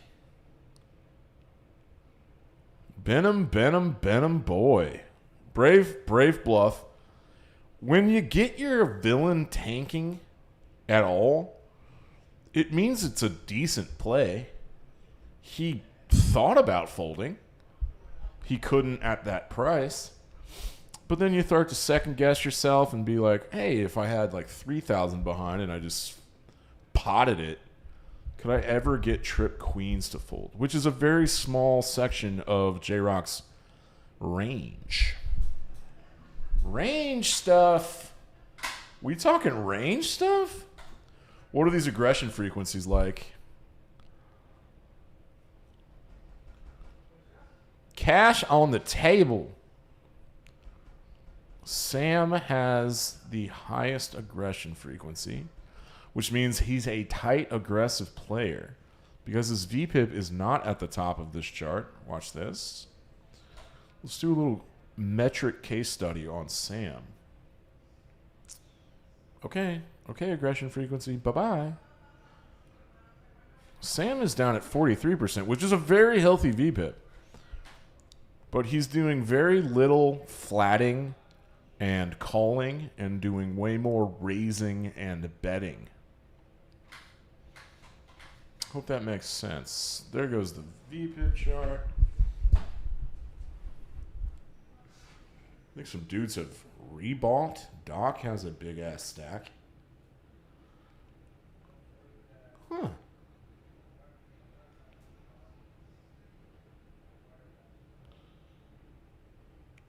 Do.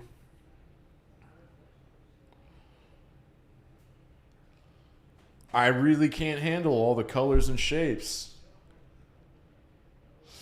And numbers and letters and colors and shapes and magical rectangles that make our brain feel good.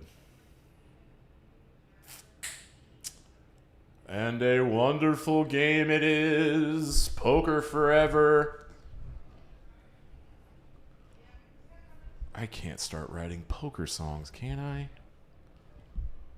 I'm in a band. I'm in a pretty good band.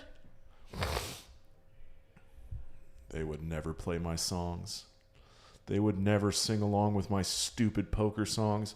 I really need Mark Wee back in the booth because things are already getting weird. Top pair for Bridge Mike. Gut shot straight draw for Sam. A pair of sixes for J-Rock. And a gut shot straight for Texas Kim. 4 ways to a river. Everyone's checking. And Sam makes top pair with an 8. And that's going to be good. Okie dokie. What's up, Mark Wee? Sorry, guys. Back in the action.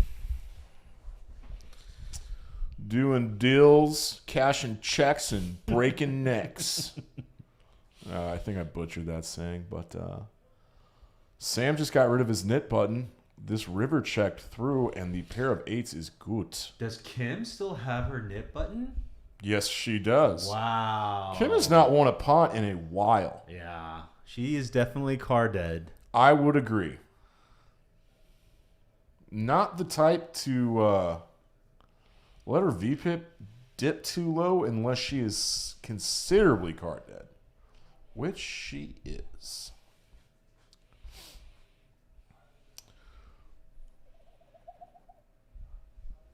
See a lot of these people on stream wearing this 3-coin stuff. You know anything about that, Dan? I do.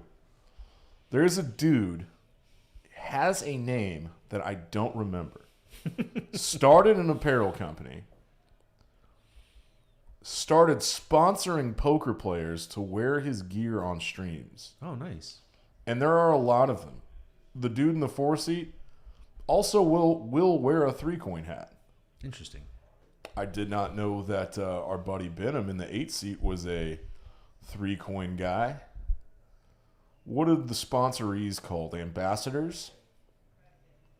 Ambassadors of the brand, absolutely. Poker business is interesting. It is. Poker politics is even more interesting. Yeah, I try not to be involved in all that. Anything politics. I'm out! What a beating. Let's go, Behnam. Oh, that's big. Well, 150 to 7. That's about 6 and a 2/3 multiplier. 6 and 2/3 multiplier.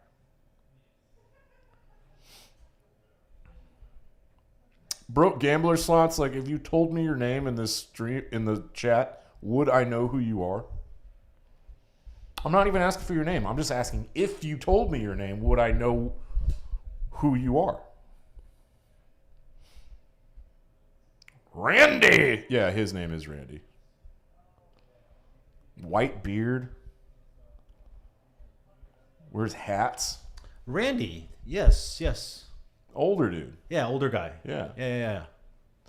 He runs a pretty fun private game that my boy Nick Splon. Remember on I saw that video. Yeah. Where Nick won like 30 grand that night. Some very It's dumb so bluff tilting catching. watching him win. Oh, God.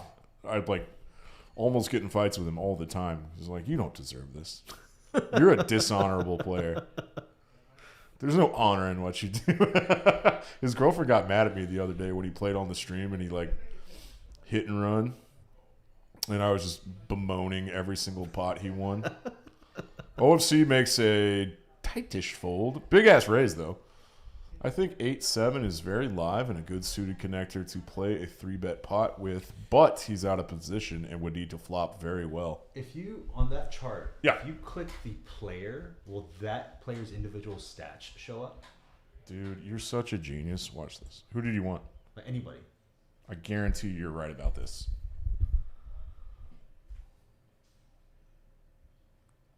Do it.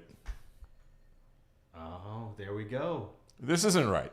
That isn't right. But I picked the wrong guy. Now, That's not right. Now we can look at the VPIP, the pre-flop raise, and when all those, Yeah. and see what this player is doing right. PFR and aggression frequencies should be correlated. Yeah. I mean, so is VPIP, but like loosely. Good call, Mark. Big software guy. All right, we got the $80 straddle on. These players are playing Speaking of shallow. OFC, Ace Queen suited here in spades, raising it to 400. What was the straddle? He's the official fucking crusher, dude. $80. $80 straddle. Doc. Feeling splashy with the King 8 suited. I talked to that guy for a little bit before the stream today. Good dude. Ooh. If J-Rock calls this a 2-club flop, would be action. Oh, he did. That even brings Kim along. Came in with King 10 offsuit. I like it. She was defending her big ass straddle, and this pot's already $1,600. Oh boy. Lord. Oh boy. Beautiful for OFC. You probably have too much of this. Way too much. But You're four ways. You throw in like a $300 bet. He's got to charge some of the draws for sure. Maybe that's too small because like you're only getting called by draws. Yeah, he goes bigger than that. He goes 9. That's bigger than I thought it'd be. Yeah, I was expecting somewhere in the $800 to $900 range. Oh, $800 to $700 to $800 range. I'm sorry.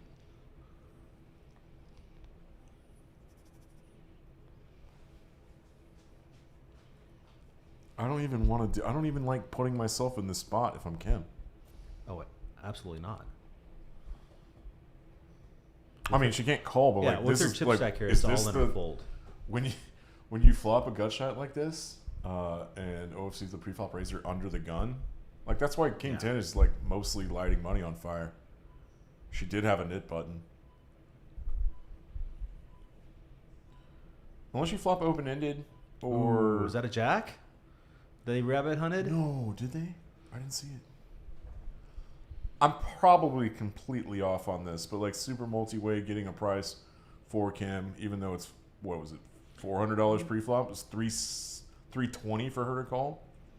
She has $80 in there, and she's getting 3.5 to 1 King 10 offsuit against the OFC under the gun open to 400. You It's just think like OFC could be raising there with pretty much anything. yes, because the NIT Game. Yes. I'm probably thinking about this too much. It's like King 10 off, you're getting a price. You have a big ass straddle out there. You probably defend. Yes. Even multi-way. You got 2 Broadway cards you're defending. Yeah. I'm a nit man. It's hard to shake your old ways. OFC with back-to-back ace queens.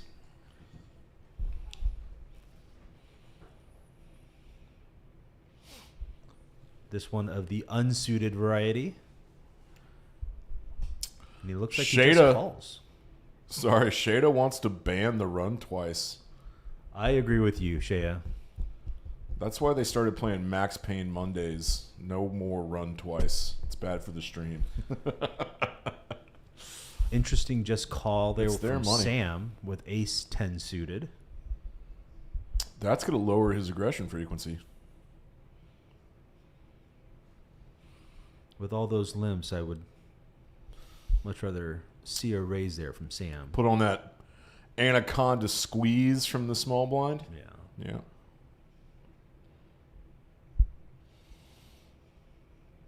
We're all over the board here with these 6 hands. Oh, OFC Lord. flops top 2 Again. full hands in a row. Sam also flopping 2 pair. Oh boy, and he donks out. This is what they call a donk bet, people. I feel like This Kim's is not the calling right here. board to do this on. Yep. This is going to cause OFC to raise here. Absolutely. OFC got himself some food. Here in the design district, we have a full bar and cheap snacks. We don't cater dinner anymore. But that's okay. Bridge mic folded. Sam has to call with 2 pair here. Yeah. That would be a ridiculous fold. Oh, okay. I was going to say I thought somebody Yeah, had diamonds. me too. Ooh. Kim did make the call with for that raise with the gut shot and second pair. I'm just going 3 streets with this. Even multi-way, don't be scared of King Jack. Jack King off. I mean, it's in there sometimes.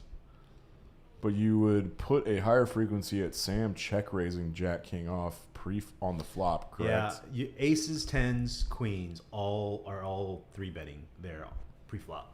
Right, and King Jack is So likely King Jack check is the raising. only hand that you're afraid of at this point.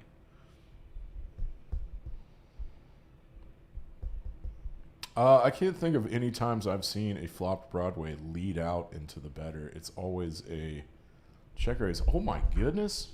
Oh, okay. The graphics got a little bit behind. This checked over to OFC in the +3, who bet 1,200. This pot is pretty. Oh, Kim would have Kim, gotten there with the no. gutter. Kim,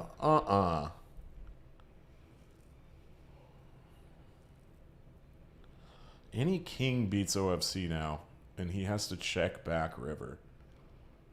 I mean, he doesn't have to, but He 100% has to. he would have gotten Sam's whole stack. There was 38 in the 100 in the pot, and he only had 2,400 left.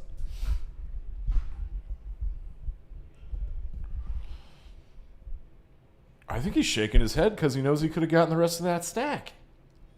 That's exactly why he's shaking his head, he's shaking buddy. his head because he hates that river. It's totally killed his action. We got to ask him.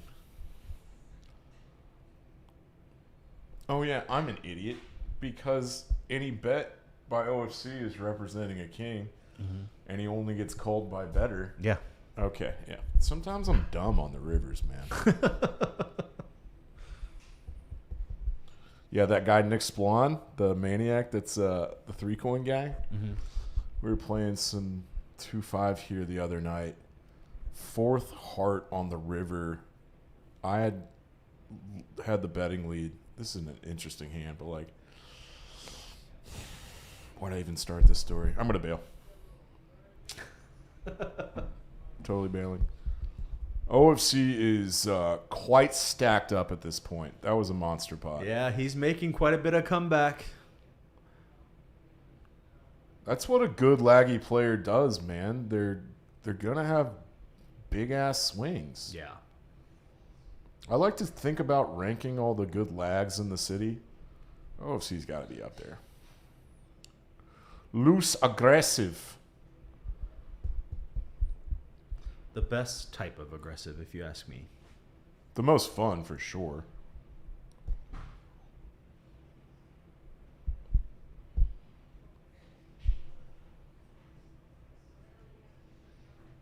I wonder how we're going to do this because we effectively started like an hour late. Did you guys start an hour late for real? Jeez. Yeah, sorry everybody. Thanks for sticking with us. There's just always a lot to hammer out on this thing. It was way more involved than I ever could have imagined. Because I was like trying to help old Eric, like, you know, learn this stuff and learning about the hardware, like, you know, all this stuff.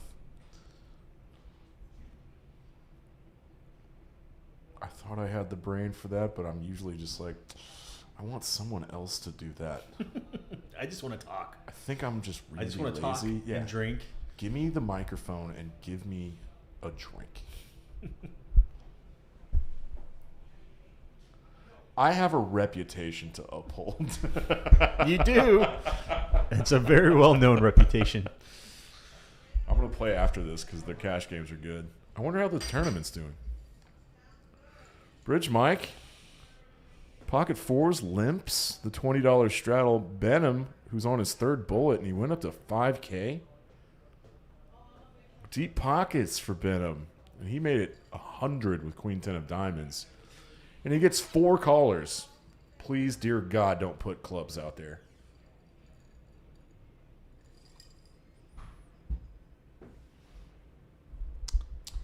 Wetness all around me. True, I'm no island. Ooh. Peninsula, maybe. Makes no shit. I know crazy. Behnam just with a flopping straight draw. kick-ass flops. Flush draw. That's a big-ass combo draw. Kim with an open ender. And backdoor clubs. It's only worth 3% of equity, though, because OFC is still in the hand. In that equity calculator. There you go. But he folds, so Kim's equity is going to way up here. But 16%. Well, now she has Ooh, and clubs, she and now turns goes up clubs. to 27%. Picked up like 6 outs. That's tight. This went check. Ooh.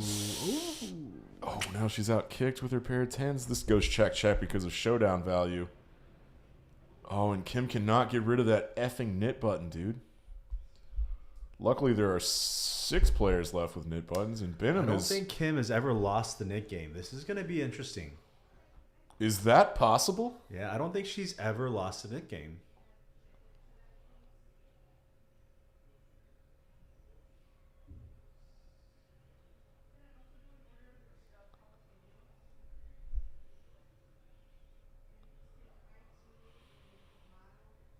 A rare silence washed over the booth.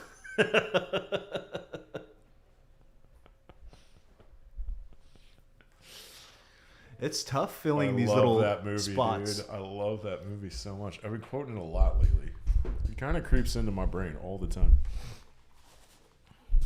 You know that movie's way deeper than you'd think it'd be?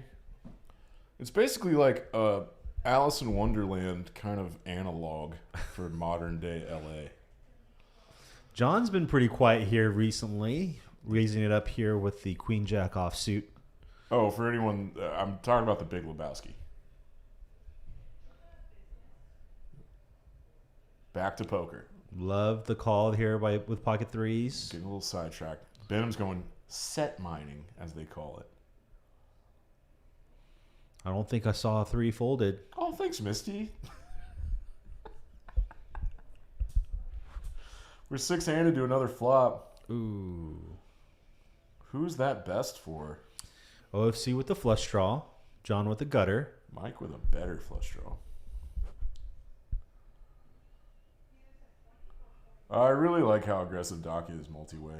Like, it's going to get him in a lot of trouble one day, but, like, it's fun. Yeah. I think it already has tonight. He had to try to stab and go check, turn, check, river, and lost a decent chunk. John hasn't won a pot in a while. Can he hit a 10? OFC has one. That's a jack, though. Jack will work. That could work. Now he's up to 60% chance to win this pot by the river. Most everybody except Bridge Mike is drawing effectively That dead. also gives OFC an open ender at this point. Correct. But there are some dead 7s and some dead jacks. Queens, rather. Hell yeah, OFC. He ain't scared. Neither is John, which is fun. It's only $300. This pot's enormous for no reason. Hey, that is interesting. Bridge Mike folded his diamond draw, got there. And since he folded, OFC now has the best diamonds out of this current. OFC getting hot at the right time. God, he really is. I think they fixed chip stacks because he's up to $8.8 thousand. This sucks. John rivering 2-pair, but there's a 4-liner out there to a 10 and front door diamonds. Every draw gets there with this river. Your 2-pair is a bluff catcher, right? And it just sucks. It's like it doesn't matter that it's 2-pair. This is the type of situation where OFC has the image that gets him paid off here a lot of the times. Being so loose and aggressive. If you're in this spot, sometimes you start thinking he can't have it every single time. I know that creeps into people's brains, but this to me boils down to he's got 2 people behind him. Front door diamonds get there. I know how he's played this hand the whole first 2 streets, right? If he didn't have he has at least a 10. Right. It's strong That's to true. lead out on the river into two people. See? This is a bad call by John. It is a bad call, but he's thinking he can't possibly have it every single time. I think you're right. Is this river over bluffed, though? Out of position 3 ways? It's hardly ever overbluffed. I know, it's Right? wild. It's a combination of OFC's image and John just being so card dead for so long. He finally has a hand that he thinks it's good. Sometimes you talk yourself into the wrong call. That sucks, and it hurts my heart.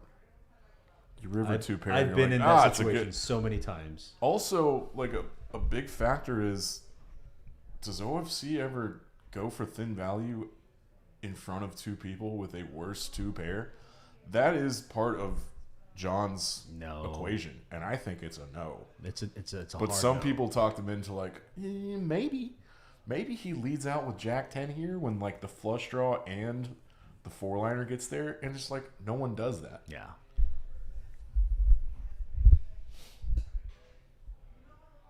That seems like a ridiculous proposition now that I say it out loud. So what I just said completely scratched from the books because it's asinine. Bridge Mike getting frisky. Because that is not a good hand, 10-8. Mark. It's no good. No, it's gapped and it's not suited. I like Kim's hand a lot here. Oh, yeah. I think that's way better. Equity-wise, it's not. But it's a lot of playability post-flop. Post-flop playability. Look at all that cash. Yeah. You know, an interesting idea that Kim and I have been toying around with. I love is interesting ideas. Instead of doing match the stack, Mm-hmm. doing a 50% match. As a rec player, if you have a sun run and you get your chip stack all the way up to 10 grand, the last thing you want to see is a pro sit down with 10 grand in front of them immediately. I've said this a million times. I think match the stack is really prohibitive to recreational players. I think so too, but it it's also very scary. Yeah, Recs do not have the bankroll these folks have. absolutely. But I also think if you're stuck for like 5 or 6 grand, you should be able to buy in for a little bit more than just 1,000, Absolutely. right? Yeah. So a 50%. I love match, that game. Like I keep hearing about this game at the Fort in Fort Worth that It's like Little King just 75% popped. match. 75% match. Yeah. That game gets really big. Yeah. And it's a 1-3 75% match, and there's always like dudes in these videos that have 6-7K in front of them. And it's a 1-3 game. Because that's what I love, Mark. I love sitting down with 2,000 big blinds. Let's see what we got here. Ace looks like John with the best hand here with King 5, making about a 250.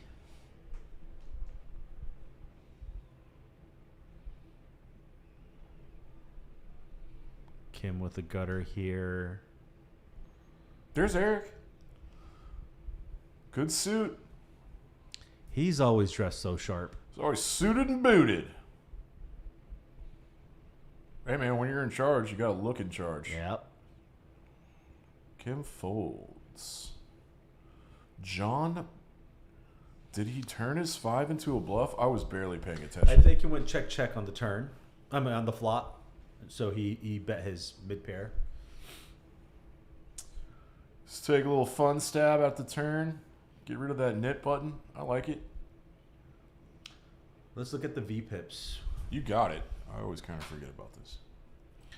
I'm assuming they're like, because we started late and everything was wonky, we're not doing the VPIP game Sure. tonight.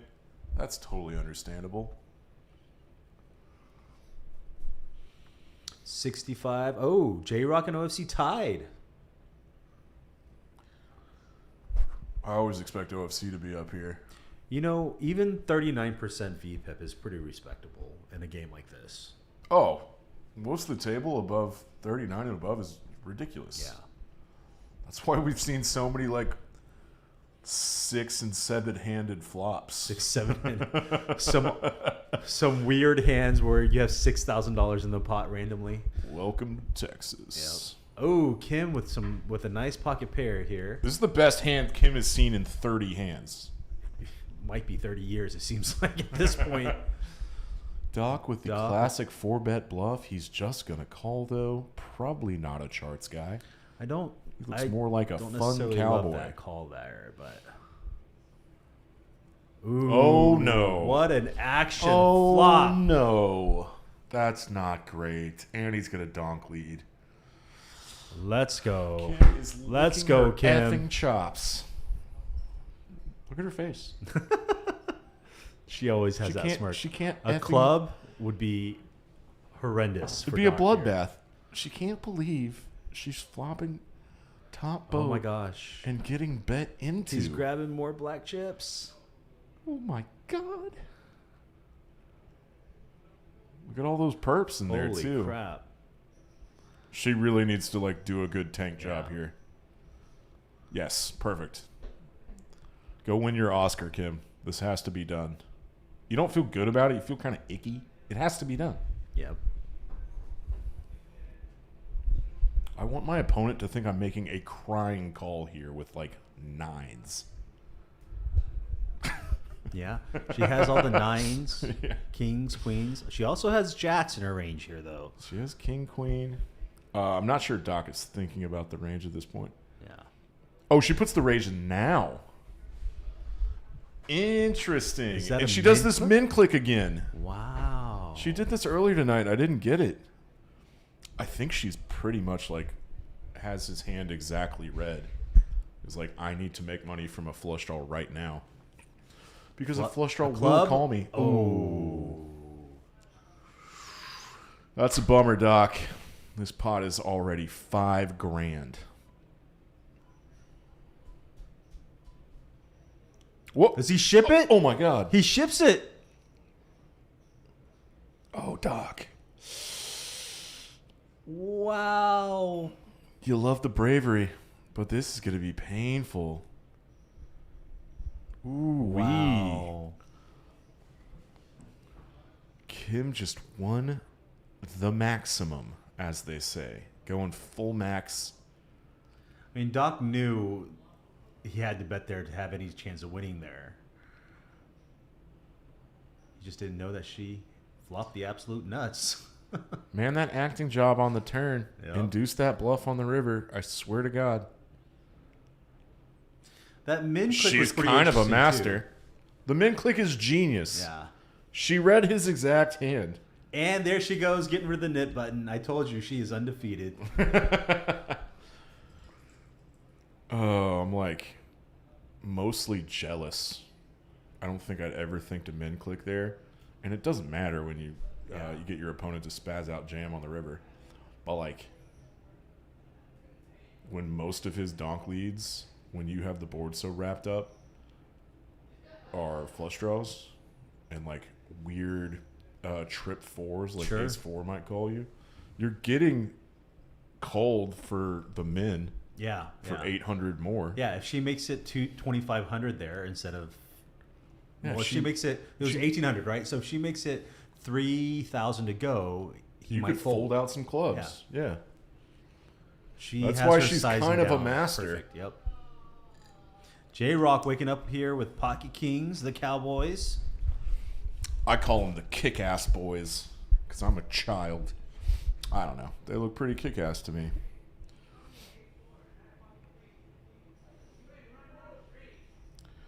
Damn, Kim. You just got Doc to bluff his whole 9K stack into you? How often does that happen? We should look at chip stacks here after this hand. I hope they're accurate. Some of these stacks have gotten insane. 3 players are playing 2,000 big blinds. A king or queen high flop here would be pretty crazy. Oh, bridge, Mike. Oh, he's going to donk lead too. Just call, J-Rock. Just call.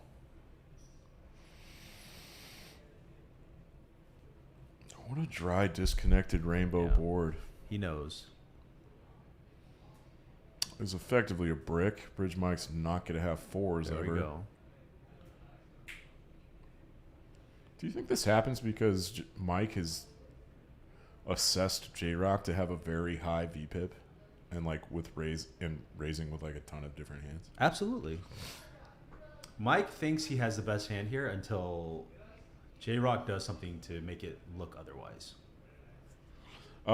300 into that $900 pot is a block, and he can get called by worse. So I kind of don't hate it from Mike because J-Rock has a ton of other hands there besides kings and ace queen. I typically don't do stuff like that, Block but bets? sometimes it's appropriate. One thing, I like to tout myself After as watching- a decent bluff catcher, yeah. so I don't have to do that often. One thing after watching OFC and a lot of these guys play, I've learned to utilize the down bet. Right after a 3 or 4 bet pot, down betting is a very useful tool to have in your arsenal. Oh, I mean, it's like straight up optimal Yeah. in a ton of boards. I like solvers, but I'm too lazy to use them. But I like what they do. Yes, I agree. I love the concept. But of you'll it. never see me using one. Big stats guy, but I'm lazy as fuck. And it seems like a pain in the ass. How much do we owe the stream to watch Texas Kim? Yeah, it's a pleasure.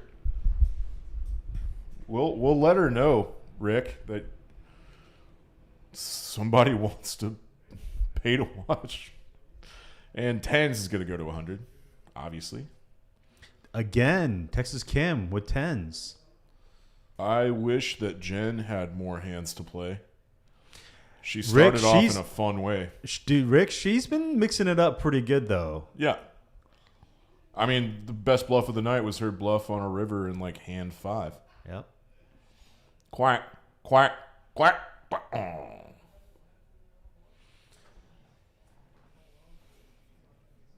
Oh. Sam quacks out, does not flop a set. And this is going to be a standard check bet. Oh, we donk led it? What's going on with all the donk leading?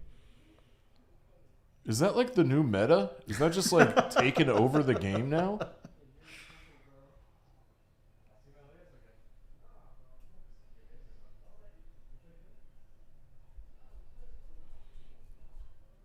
Kim betting 200 into this $630 pot here.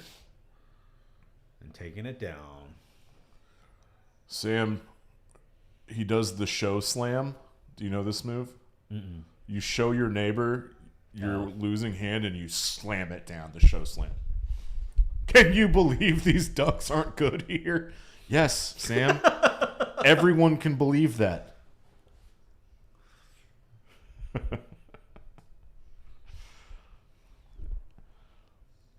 Hold'em streams are brutal. What we have seen, 60 hands? One could go card dead for 1,000 hands. I'm with you, Rick. Rick, that's what Kim went through. She went through a really, really bad card dead spell, and then it just hit this monster hand with those pocket tens earlier. I'm still jealous. Yeah. My heart is green. I just don't have the patience to be sitting there. Oh, I know you don't, buddy. Folding. I know you don't, and I respect the hell out of you for it. I used to, but I don't think playing cards is fun anymore. Yeah. I also need the second activity, which for me is pounding beers. And now it's fun, and I like playing you again. might be onto something here with OFC in this 9-7 offsuit. I told you, dude. We'll have to talk to him about that. Oh, Behnam looking up here with kings. What do you call them? The crazy cowboys? The kick-ass boys. Kick-ass boys. Kick-ass boys. I don't know. Some things just sound funny to me, and they're probably not. Like, it's probably not funny. It just, to me specifically. You make it funny, Rain Dan. To me You make it specifically. funny. Oh, he's like bummed about having to fold 9-7. It's got to be one of his favorite hands. He just looked really bummed to have to fold that piece of trash garbage hand. OFC's like, oh no, my VPIP's going to go down. Not my aggression frequency. Damn. Kim loves this $80 straddle because she's got 15 grand in front of her. All right, these haven't changed a lot. I feel bad for, like, we need a new cool kick-ass nickname for Jen. Big Chicken's no good. No, it doesn't is suit her. Hey, we're up to 20 viewers. Hey, what a milestone. Don't forget to Concurred smash viewers. that like button and subscribe button, guys. Smash. How do you like the new closet? Like, you never got to see the old closet. This again, it's the first time I've ever commentated ever, so. Little more roomy, but not as fun. Because we sound great. Big Chicken with the Jack 9 suited here. Let's Raising it raise up to big. 200. Let's get rid of that. Like nip it. button. Ooh, Doc with better hearts here, though. Doc just rebought for $8 grand. Well, I mean, he punted off his entire stack of Tim there just a second ago.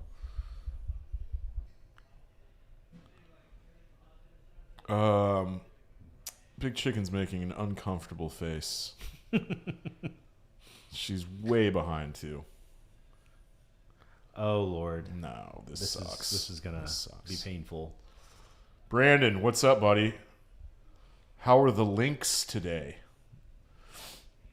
Is that a golf term? David Alexander is in Vegas. I saw David Alexander play a couple of streams, and he is a favorite of mine. That guy is He's a local fun legend to watch. Everyone's favorite. Yeah. Jen is going to get in a lot of trouble here, and it sucks, and it's not fair. Well, you know, with her somewhat image, if she keeps the aggression up, she may get Bridge Mike to fold here. She picks up a gut shot. 5, 6, bit of 7, equity. 8, 9. Okay. Oh yeah, she checks it back. Oh, Oh, okay. there you go. Rip it. Oh, the front door spades do come in. Here's another kind of block from Mike. Can he get called by worse? Is he going to prevent some front door spades from bluffing him? $300 bet into $1,100. I have a little stereotyping thing to vocalize. I think old guys really hate getting bluffed. No offense. Everybody hates getting bluffed. Oh, Big Chicken's really thinking about this. I mean, there's a 4-liner out there to an 8. As played, he played it like a flush draw. Yep, front door spades get there, but she's getting such a good price. It's just a crying call. I say that like it's like no big thing. Like, it's still $300, you know.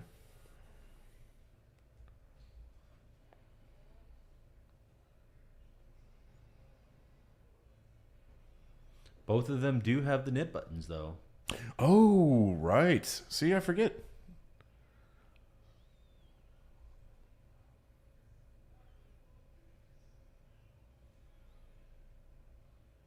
Come on, Big Chicken. Don't be a big chicken. Don't be a big chicken. Don't be a big... Oh! Oh, no. Scratch the nose, shake the head. Bridge Mike has an image, too. Yeah, he does. But, best hand Jen's seen in a long time. It's kind of the same situation. The opposite of John. Yep, exactly. I was going to say the same thing about John. John was not getting the right price to make a call, a crying call there. Wait, was he? No. No, he It wasn't. was a worse price. Yeah, that sucks. Even though there's so much out there that beats you, your relative hand strength for Jen in that specific spot is sucky. When you're getting 5-1, you only have to be good 1 out of 6 times. And could Bridge Mike ever be betting a worse 2-pair to try to get called by worse? True. And blocking? Yes. That's the confusing part about blocking is when you're getting blocked into, it makes things really confusing. There's this confusion factor. There is. There is, Because people absolutely. don't do it right. Like, that wasn't a bluff. Yeah. Merge Mike was not bluffing. It was a merge. Kind of, yeah. He did not think he could get better to fold. OFC waking up here with the ladies. Big chicken. All right. Let's go, Let's go, big Jen. chicken. Big Redemption. Let's go. Big pots. Hot deck. Oh, Hot deck and big did pots. OFC just limp in with queens here? Oh, yes, he did. Does he have a knit button? God. Oh. Put the squeeze on, Kim. Kim's. Yes, here we go. I think with this lineup, Kim is... Yeah, this was coming for sure. Kim and OFC adjust to this table dynamic really well. Oh, absolutely. They're pretty much comfortable playing any stakes there is. They just need to get the feel for the table, and They it's make off their to the adjustments, and they probably have an edge. Feels nice. races. Yes. Good. Let's Jen. go. Big chicken, no whammy. Let's go.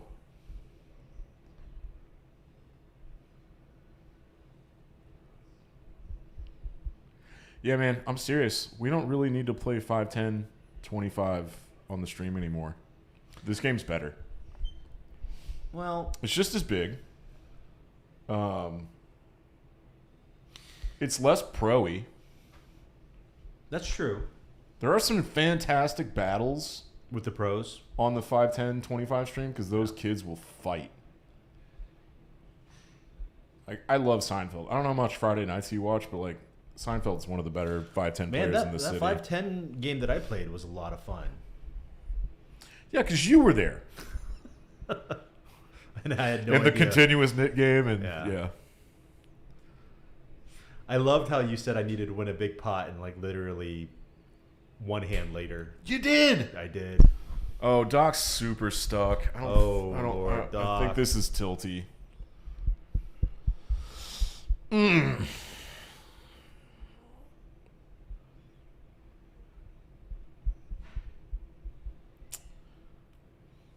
I mean, Doc, buddy, you could just get back jammed on. Like, OFC could easily out of just 10 times. isolate. Yeah. You've got to, in Doc's position, you got to think, what is OFC limp raising here with? It's, Doc, no offense. This is like Yeah. so tilty. it's almost always a very high pocket pair or ace king. No one's balanced when they limp under the gun and Yeah. back raise. OFC is possibly one of the only people that is. It's true. He did it with nines earlier, which you would not expect. But there are some extenuating circumstances on that. Like the NIT game was on, and he was not this deep. So totally different. OFC's about to jam. I think you just isolate here. OFC is also capable of The double flat from Doc. Yeah. It's weak. It's never aces or kings, right? Yep. It's never aces or kings. Why is he anguished?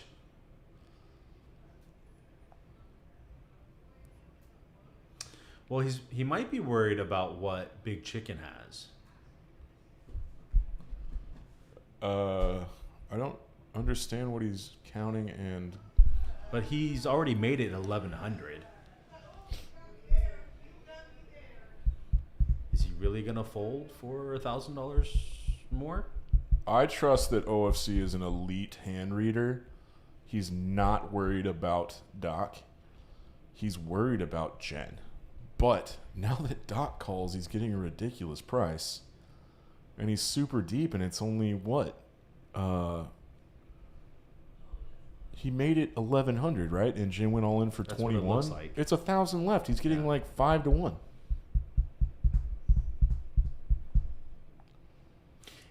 Yeah. There yeah. you go. Did he rip or? Yeah. Yeah. Okay, that's what I thought was going to happen.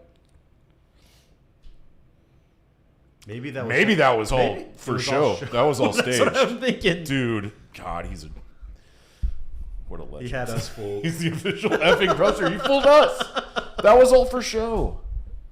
He's trying to get called by like tens. Yeah, 10s, 9s, 8s, 7s. Ace Queen might call like double flat, call a jam from Jen. He'd never think Doc is this light, you know. You're not priced in, Doc. You're super effing deep, dude. You just fold. Don't do it. Don't get more stuck.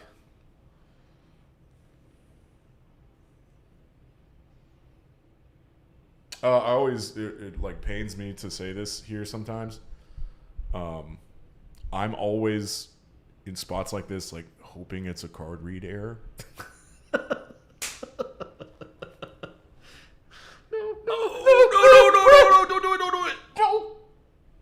Oh, no. That's so nuts. No, buddy. Okay, that's just absolutely... I think he's got a better hand than that.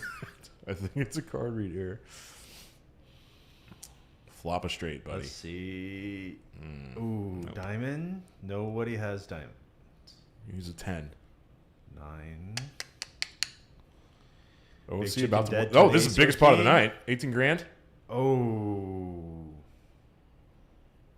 What are we doing, folks? 2 times. Oh, 2 times. Good. Okay. OFC locking up the first.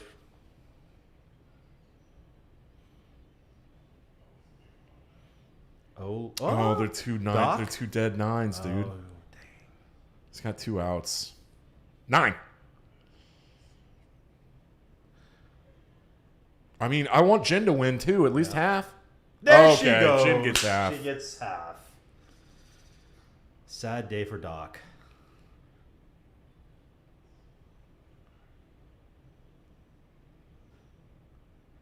Sad day for Doc, but nice hand. Is that what he had?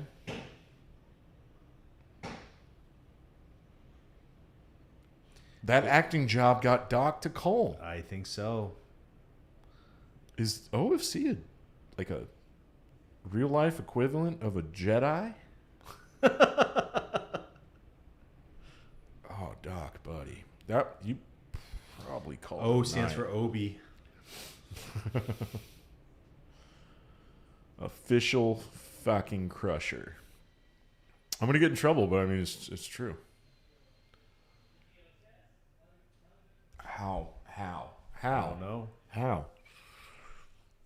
Mark, I have to use Go for it. the little girl's room. Can I get you anything while I'm up?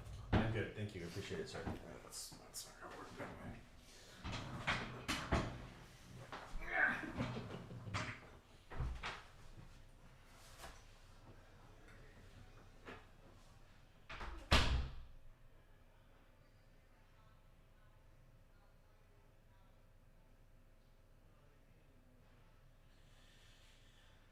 Dealer's always doing a great job here, making sure the pots are right and splitting them right.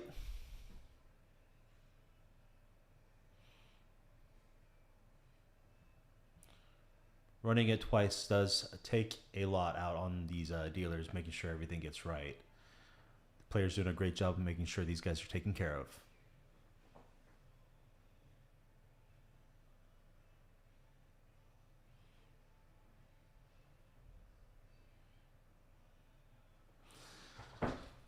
Let me jump over to Dan's seat here.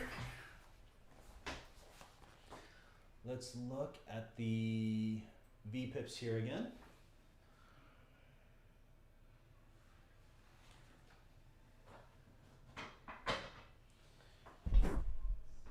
Should be coming up here any second now. J-Rock, OFC, both tied still. Looks like Doc is out. No one can really blame him, though. He's had a pretty rough night.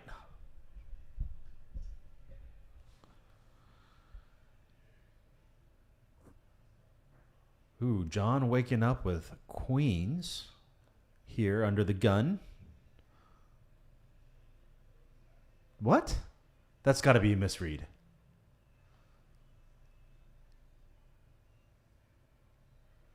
There's no way he folded queens. Unless he just knew. Behnam had kings. Behnam raising to 125 with kings there.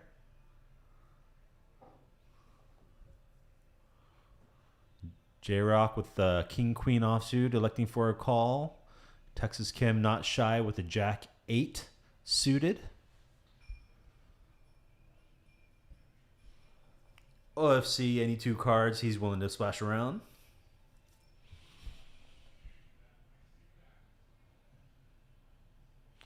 Just like that, we have a $625 pot, guys.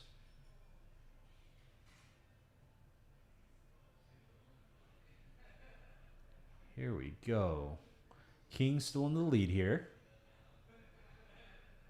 We've got OFC with a straight draw.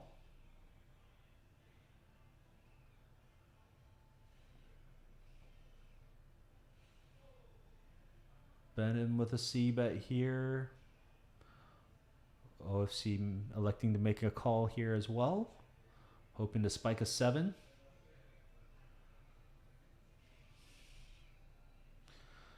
A deuce here is pretty much a brick. Although some really low straights do get there.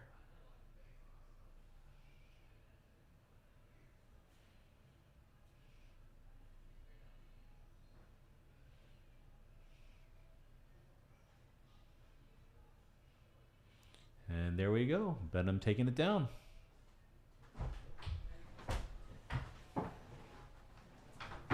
Hey, Eric. What's happening? Nothing much. A lot of excitement tonight. A whole lot. Oh my gosh. Did you like that one? That was the hand with Ken versus Doc and OFC versus Doc and Big Chicken. Oh, yes. Jen runs it twice and Gets there on the river. gets there on the 10th card. It took her 10 cards to beat him. Absolutely. So do you get a chance to talk about tomorrow's game? We did. The Yep. ROE Mhm. starts at noon. Starts at noon. What are the details on that? So it's just going to be a regular round of each. We're not doing anything special like, that. 7 deuce or anything, or No. not yet? Not yet. What we're trying to do is just trying to grow the game here at Right on. Peaks. We're not trying to scare anybody off by doing all this weird stuff. Right. 500. 500 max buy-in? So we're gonna do a 1-2, Right. 200 min, $1,000 max. 2 to 1,000. I like that.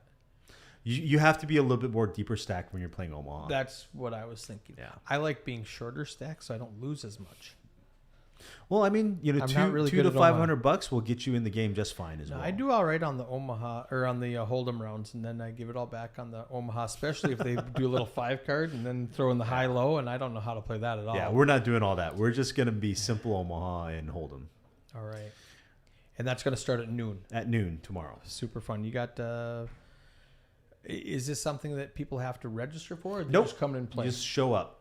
Sounds good. Yeah. And it sounds like you were talking about you have at least maybe a table and a half. We should have at least a full table going. I do have quite a few other people interested that are gonna show up as well. My goal is to have 2 tables running. That will be fun. And then we'll have just a Hold'em table going for people that Sure. don't want to play Omaha.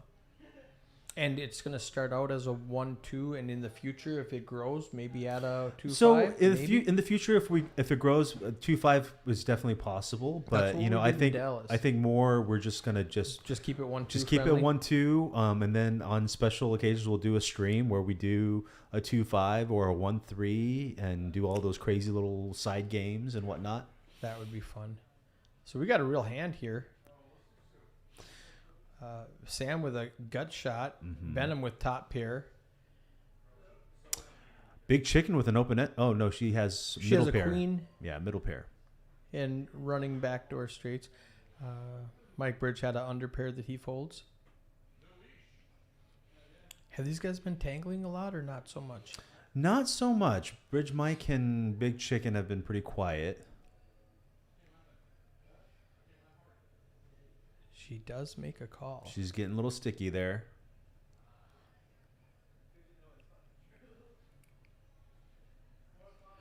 when the second king hits, it's less likely that Behnam has a king. And Sure. now she thinks her queen is good. Oh, wow. That's a...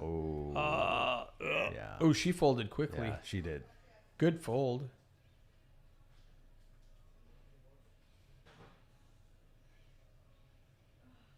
Wow. Okay. Yeah. She must have had a number in her mind that I'll call this much, and that was over that much. It was way She's over. like, no, you passed it. Never mind. So, did they not play the VPIP game tonight? So what happened was, in order to reset the settings, we have to reset the software every hour, and that would be too long. Oh, I see. So we had a way we did it last week, but we decided that wasn't accurate. Okay. So, for instance, Big Chicken / Jen, she was at 26% after the first hour, and she was up to like 34% by the second hour. Sure. But she was already in the hole, so she had to dig out of it. Yeah, it's really hard to make up that And difference. So I was like, well, last week I was like, well, 26 and now you're at 34, so that's 8. So your new number is 8, and Yeah. you were at 50 and now you're at 48. So now your new number is -2, and I think Texas Kim decided that wasn't accurate, and Sure. so we just got rid of it for today. Hey, that's not a bad call. J Rock waking up with Ace King here. It would have been Big Chicken giving J Rock $100 every hour. Every hour. Is what it would have amounted to. Yeah. Because she was the lowest and he was the highest every hour. He makes it 50 to go. Ooh, OFC flopping trips here. This is dangerous. Just calls 100, it looks like. J Rock, C betting here. Smooth call by OFC. We have a new person running Action Tracker. So some of the errors that you've seen and the I chip see. counts being Okay. off, Okay. she's brand new. And I tell people it's not hard, but it's not easy. No. You have to be focused, and the dealer has to communicate with Yep. you. And there's some stuff that she just didn't know, like double board bomb pot, Sure. PLO. I don't know how to do that. So she just needs a little more practice, but she's really good. She's one of my favorite dealers also. All right.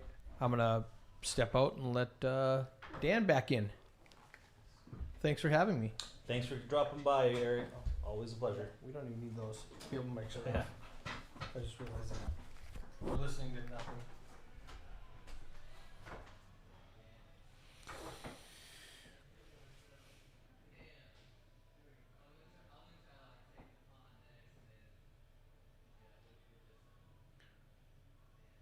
Wow, we're up to 21 viewers, guys. Make sure everybody hits that like button and subscribe button. Let's see, we've got 2 knit buttons left. Doc and Jen.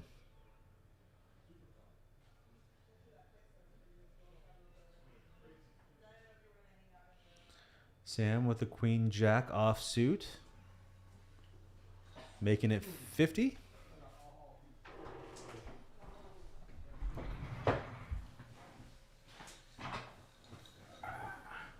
How's it going? Solo. I definitely need a co-pilot in here. I have no idea what I'm doing. Dude, you're killing it. First time? This is great. Here we go. Behnam with a 6-7. A bunch of kind of mediocre hands here going to see a flop. Oh, another 5-way pot? There we go. Oh, Ooh, Behnam. Behnam with an open-ended straight flush draw. Let's see a straight flush. I don't think we've seen one on stream before. He's got a good shot at it. Yeah. Kim with a better open-ender.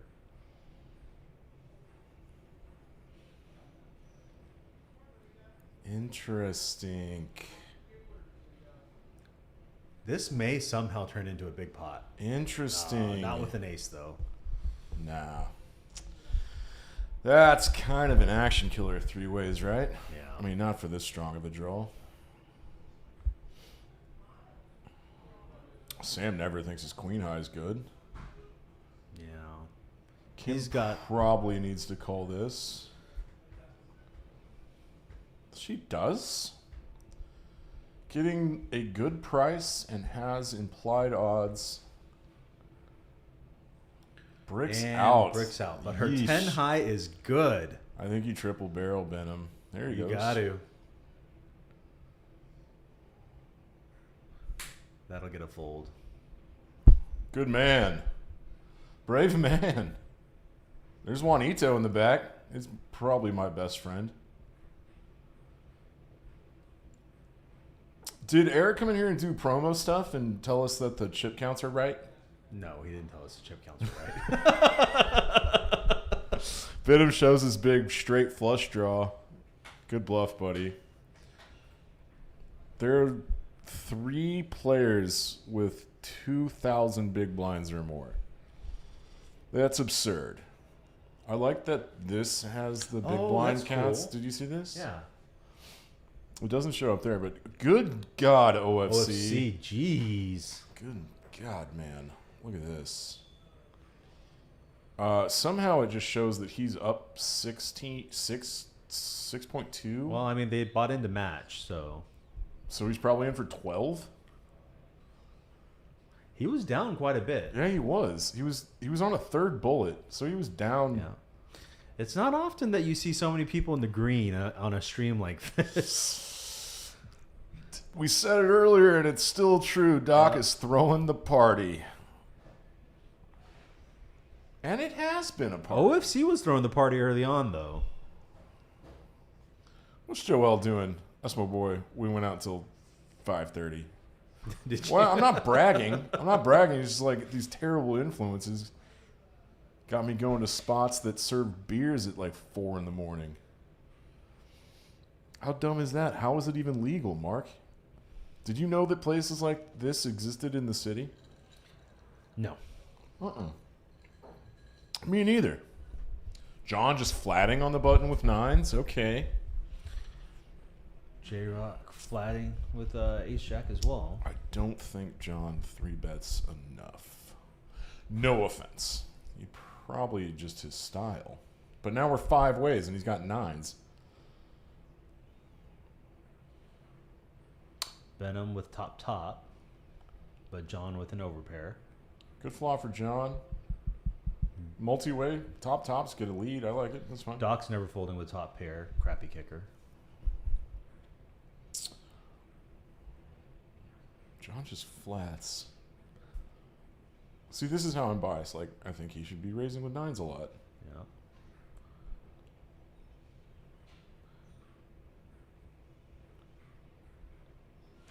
Behnam's still thinking his 8 is good. It's about a 40% pot size bet. See, and in this spot, you've really got to question if your 9s are good, because you didn't 3-bet. Oh, never mind. You didn't question it very much. 5. John's still good here. Behnam gives up. Good. Okay. Yeah. There we go. I guess same stuff. John's incredibly grateful that he got through this pot. Yeah, that river check, he was happy to check it back. Multi-way, take your $900 win, buddy. Don't need to go that thin. All right, did Eric tell us anything? Like, how late are we going? He didn't tell us anything, actually. He just came in here to hang out with you, huh? He did. I'm going to text him.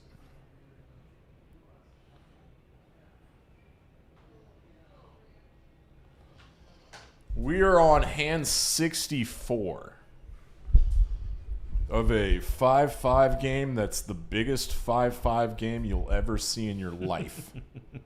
Possibly the biggest in the country. 5-5 in name only. Right. I'm surprised Kim didn't triple straddle to 80.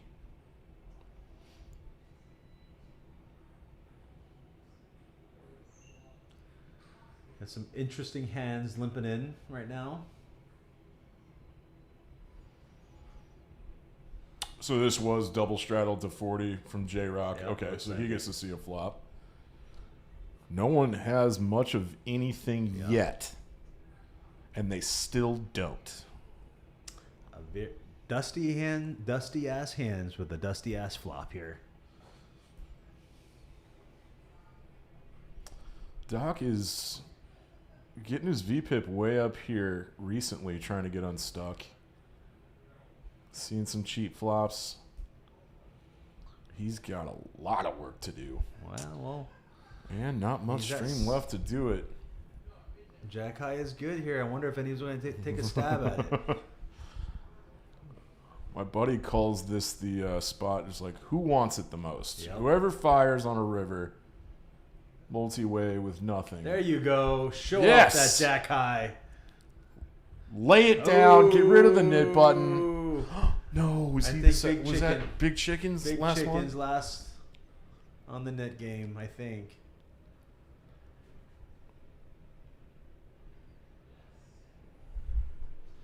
Does anybody else have a knit button? I don't see one. No.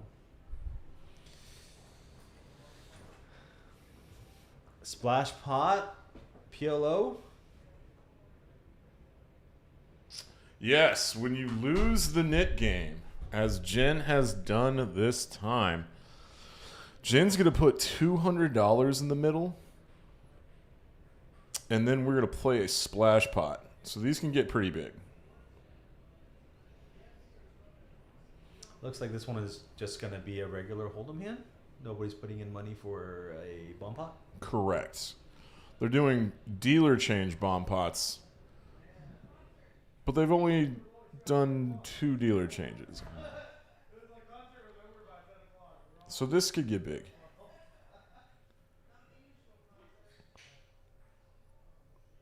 The double straddle's on. The triple straddle's on. Oh, the Kim made it too big. Yep, there he goes. Some's coming back. All right, 40 now it's bucks. 40. OFC doesn't put the 80 on, shame. even though Shame, OFC. This is your game, sir. he has 3,600 big blinds. Yes. Attack that dead money, which there is a lot of. Ooh, John making a call here with the Ducks. Okay. Everybody all right. kind of waking up with something to play here. Jen says she's not afraid. She wants her money back. Button power. There you go. Oh, Sam. Dead money here. I could turn that into a squeeze. Yeah, King 10's suited here. OFC not limping under Wow. the gun is like Nine. weaker than him limping. Yep.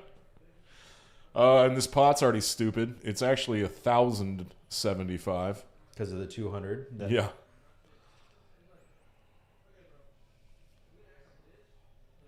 King of the window for Sam. And a 6. OFC flops a set. Mark of the beast. Nobody with diamonds. Oh my gosh, this is going to get gross. Super multi-way, yeah. Bet. Pot's enormous. Sam with 4,000 in his stack there, calling that $300 bet. Ooh, Kim with some devious intentions, it looks like. Hit an 8. Ooh, okay, okay. Ooh, okay, that'll slow down a little bit. Slow down the action a little bit. Oh, no. Okay, that's a cool move. That is a cool move. OC's never folded here for $500 though. Oh, God, of course not.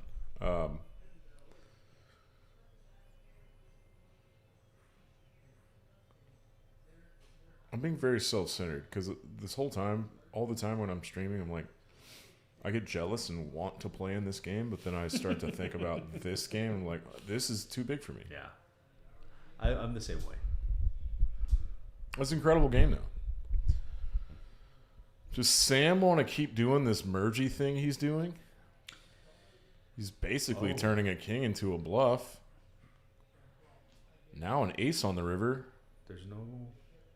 Oh, Sam checked river. you Okay, go. so he's given up with his showdown value. Hhis turn lead The is only kinda time it makes sense blocky. for him to bluff there if he puts OFC on a better king or better, right? Oh, good point. Yeah, that's a good read. OFC's very confused by the turn lead. It gets him to check back. He gets to a free river check back. And OFC wins another enormous pot, 27.75, which is actually 29.25. My God. So he got stuck 2 bullets early and has just gone on a monster heater. He's gone ham, dude. I know what ham stands for, Mike. Mark. Damn it. Damn it. And I like it. I also like calling people by their accurate names. Well, And I apologize. I have many names. Mediocre Poker is one of them. Oh, so that was you in there? That was me. OFC probably needs to chip up at this point. Yeah. Good Lord, is that 20K? Yeah. OFC's got 20K in front of him. 4,000 In big a blinds. 5-5 game. Ridiculous. Absolutely ridiculous.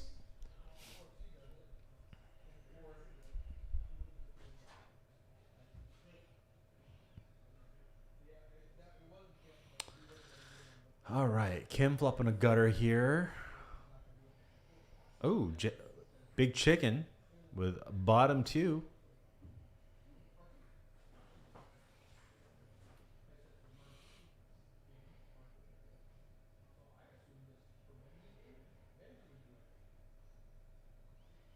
Oh, and she gets counterfeited.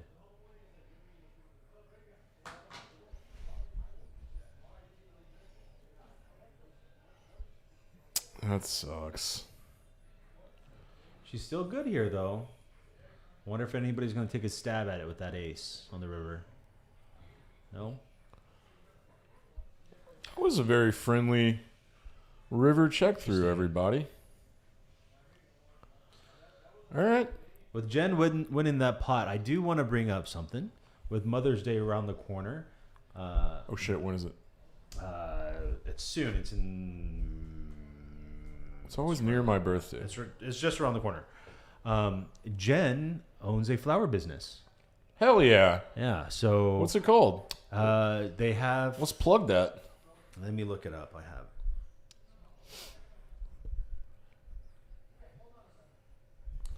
Her husband probably still in the chat. Rick would know it. Jennifer Alvarado. This is a 5-5-10-20 game. Yep. Here at Poker House at Peaks. DenisonFlowers.com, guys. DenisonFlowers.com. Yep. And they will bring it to your local poker room, so you guys don't have to drive all the way out to Denison to get it. And just place your orders through them directly. Always a good idea to spread to promote poker players' businesses. Absolutely.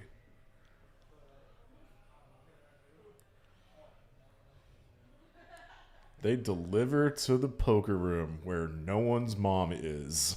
That's true. Oh.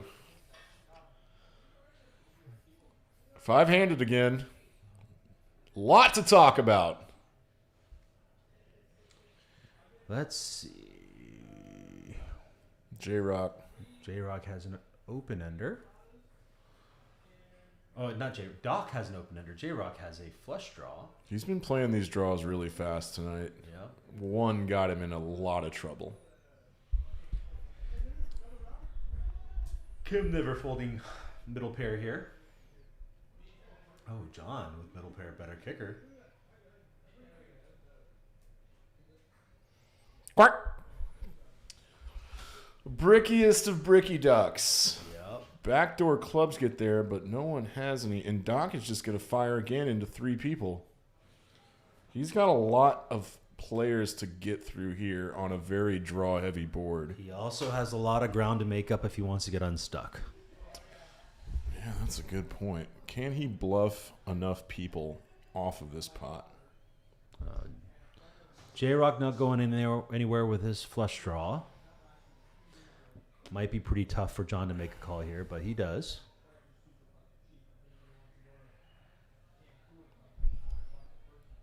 Eight. This brick's out. I wonder if Doc can triple barrel here. It's probably going to get through. Way to go, bud. This is actually really, really hard to do, folks. You get stuck this much, and you go on tilt to where you're like a little tighter and you miss bluffs. But he's going triple barrel with this, representing 2 pair or sets. 2 pair or just a set of 7s, effectively. There are a lot of bluffs, but J-Rock has a bunch of the diamond bluffs that Doc could be working with. And this is a tough call for John, obviously. Does he remember when Doc did this earlier? Can he put him on a flush draw, straight draw type of hand? This is most of John's stack. Like, this is, yeah. Good bluff, Doc. This makes it very uncomfortable for even, like, a decent queen. Yeah. None of the draws get there, though, so a queen is going to call you most of the time unless it's just, like, a really shitty one. But ace-jack, because John played this so passively, he put himself in this tough spot. Oh, he makes the calls. He is a good bluff catcher. Oh, that sucks, Doc. Damn good call, John. That is a very good call. Damn good call. That's the call of the night, folks. I'm told we have 15 minutes left in this outrageously great 5-5 game. And that there, folks, was the bluff catch of the night, easily. It was. You know, all the draws did brick out there. Mm-hmm. So he did have a really good bluff catching hand. Oh, yeah. No, that went into his decision, too. And I'll also John plays a lot of 5-10. He's a very good player. He plays a lot of 5-10, and, like, even at that level, you don't see, like, ace-queen going for 3 streets of value out of position with a board like that into, like, 4 different people. Sure. And he didn't raise pre-flop. So if he had a queen, it's not a very good one. Mm-hmm. So that told John, this is less likely to be a queen. And more, like, the very few combinations that beat me, really the only thing that makes sense is, like, queen 7, queen jack, jack 7, and pocket jacks. And there's just not that much of that.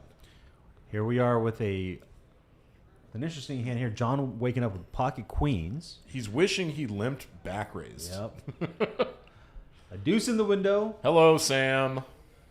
Hey, buddy. Ooh, Sam flopping top set here. Doc might overplay top. No offense. Oh, God, I hate this if I'm John. What does Sam do? He just calls 75? Don't do it, Doc. Did he raise? Did I just call it? You did. Yeah. Called it.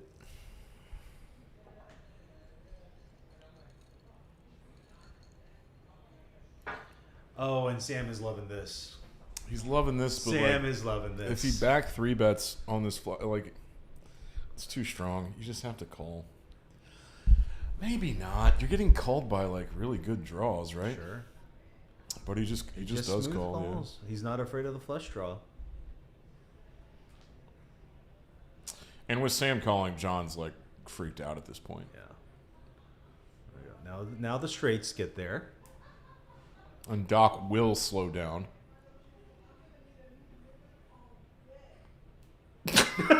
Nice call there, Dan. Rain Dan.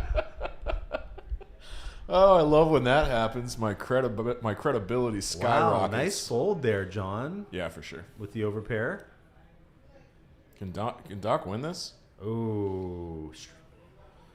Straights. There's a And the 4-liner flush. to a 7 and front door spades get here. Yeah, Doc, this ain't gonna work, bud. Oh, and he calls.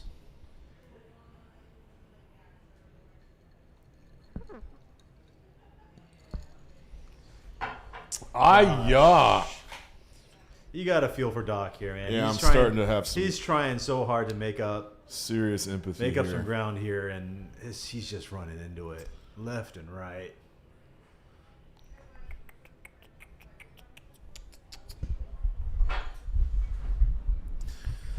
That's a big number, buddy. Yeah, that's a big number. He's gone to showdown quite a bit. His aggression percentage is really good. VPIP is high.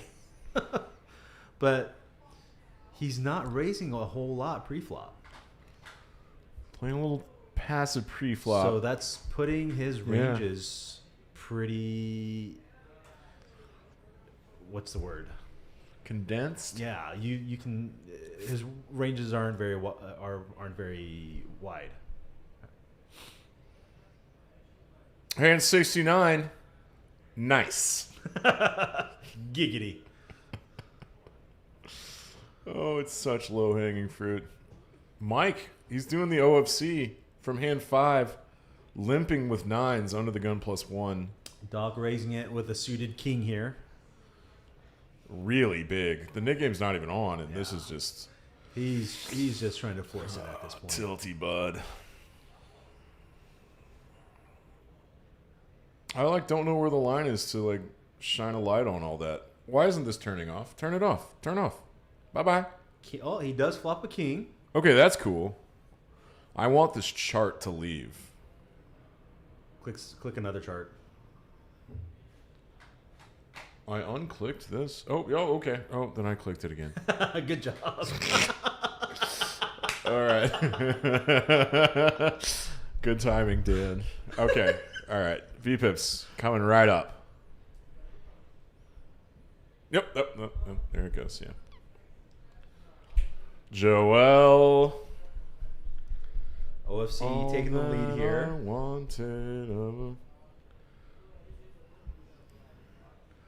I don't know, man. All of these VPIPs are fantastic. Yeah. Even at Jen at 27, that's great. That's actually not bad. For how few playable hands she's gotten, she's fine. I've seen plenty of people with 20% or lower in these streams. Oh God, I do it all. I see it all the time. We saw a guy with a 0 for 20 hands the other night. No way. Was that guy ever invited back? Yeah, he's a good dude. There have been some hit and runners though that really pissed Eric off. King high flop here. Let's see. Sam taking the lead with his king queen. Good God, we're 6-handed. Kim's getting bored. She has a 6. She does have a 6. If Kim wins that one big pot tonight, Well, here we go. Trips for Sam's.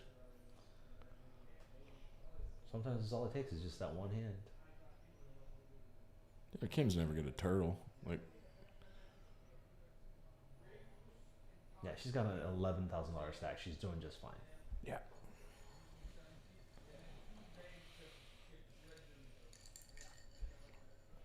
What's Doc doing, man? Sam about to pop it, you think? I think he just calls. That is kind of a dry board with your kings paired. But yep, he does pop it. Wrong again, my man. I am wrong again.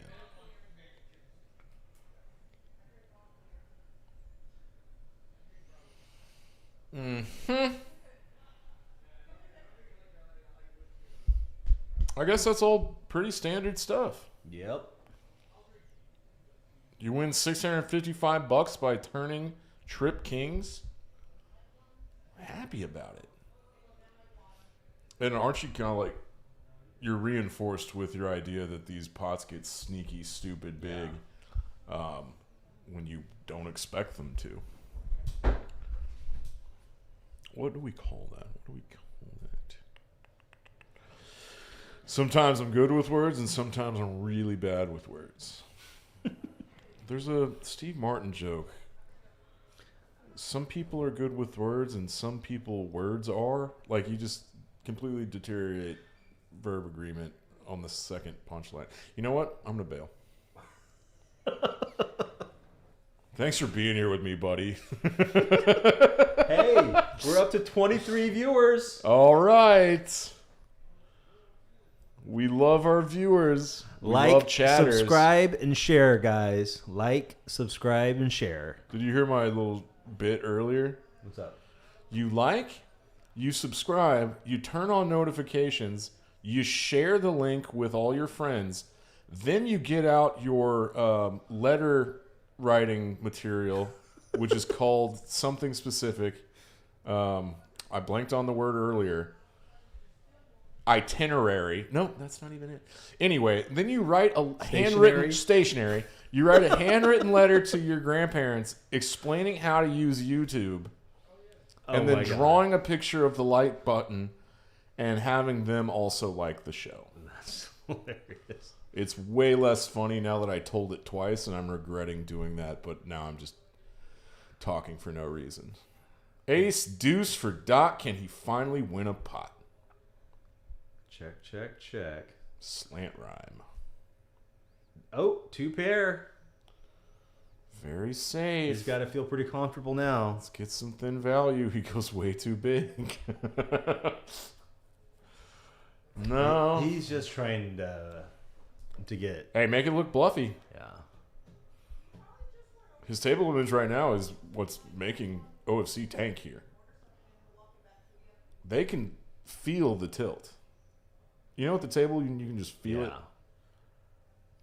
It's palpable. I never give off those vibes. I can't remember the last time I went on tilt.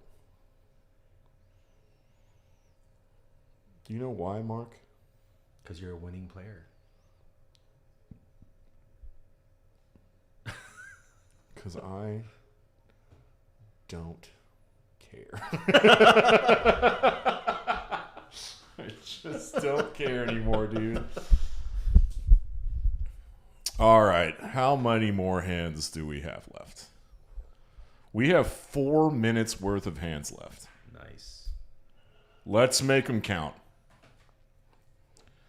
And you all count to us too, you 23 sweet people watching.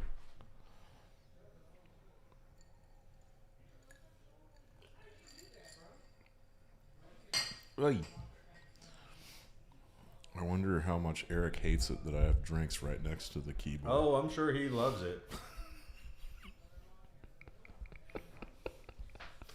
Looks like we got the $20 straddle on. Where else am I going to put them?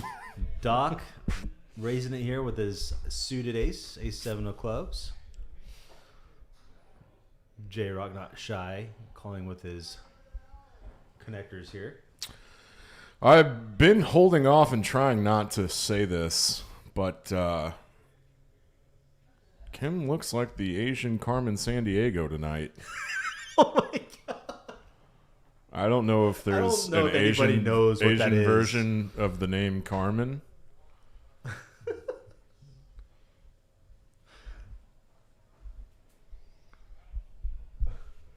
Oh, you're welcome, broke gambler slots. I knew Mark would The be Asian Carmen Sandiego flopping the joint here. Hell yeah! Flopping the joint. Is she gonna get mad at me for that? If it was all in red, it would be like slam dunk.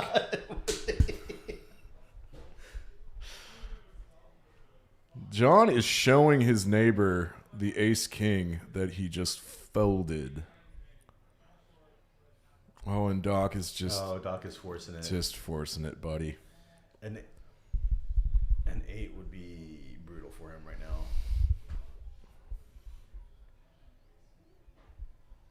Kim, going about 75%. There you go. Good fold, Doc. Good fold. Yep. Got a bail, buddy. Not enough hand. Hey, and that's a nice pot for Kim. Let's see cumulative winnings and pray that these chip counts are accurate. After you do that, we should look at Kim's stats because she's been card dead for a long time. Let's see what her stats look like. These charts used to be choppier. Good God. I'm just looking at the top. Those are crazy green numbers.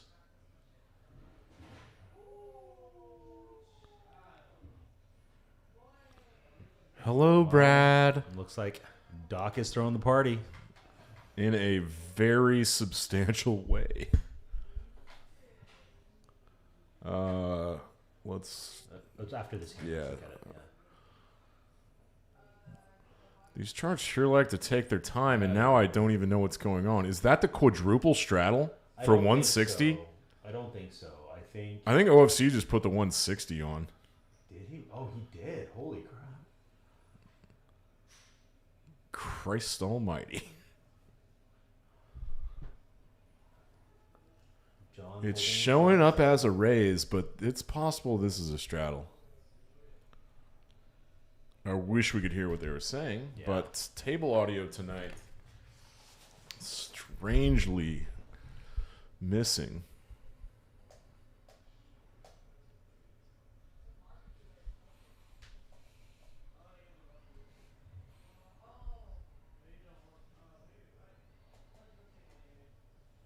Let's go, Jen. Dugar, it's easy to lose 20K in a 5-5 game, especially in Texas. In this game? It didn't look that hard. Bridge Mike calling with his pocket eights here. I love it, Big Chicken. Big Chicken. Oh, let's play for stacks. There you go. She's trying to play stacks because there's so much dead money. Big Chicken. Kim's good. Get that dead money, Big Chicken. Let's go. Ship it. She got the eights to fold. Hell yeah. Ship Is that it. It's one of the bigger pots she's won tonight. Nice squeeze there. Nice squeeze. Anaconda squeeze. And I think they realize that we only have a few hands left to play on camera, and that's why these monster straddles are happening. Because the 80's back on. And yeah, sorry. Good idea. Let's see. I want to hear you analyze these metrics. You're a metrics guy. I am not a metrics You're guy. in the real estate business. Yeah, I can tell you how the market's doing. That's what I'm saying. So Metrics. She's got key performance indicators. 50% VPIP, which is high. Her pre-flop raise is 16%, which shows that she has been very card dead. But when she's in her pots, 36% aggression is really good.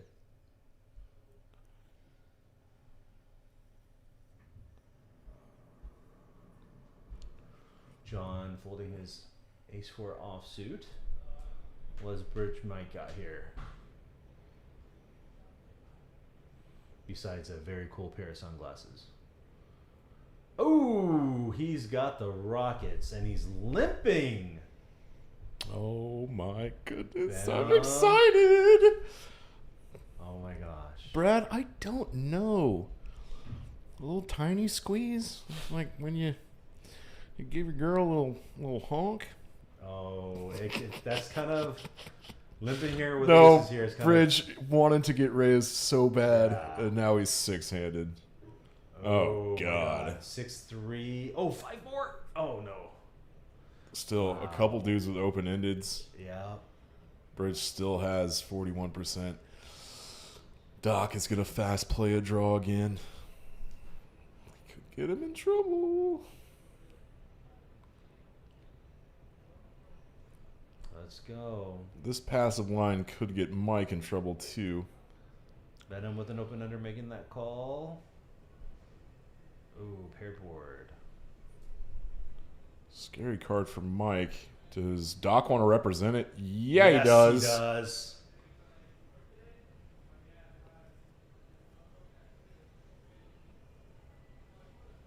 All right, bud. Bridge This Mike is with the interesting. sunglasses saying, "I'm no punk bitch. Let's go." Get there, Doc. One time. Yeah! Oh, he gets there. Finally gonna win a big pot. Get some of this back. Oh, look at this Oscar-worthy performance. This is just not a run out that aces could ever be happy about. Nope. He makes it 2K, so he pots that ass. This is a phrase that I picked up from this dude from Alabama that used to play here a lot called Glenn.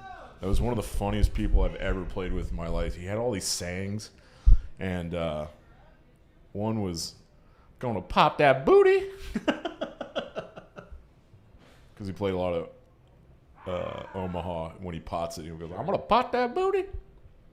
Ooh, Bridge Mike thinking about it. Doc does have that image. He could be bluffing Yeah, here. yeah.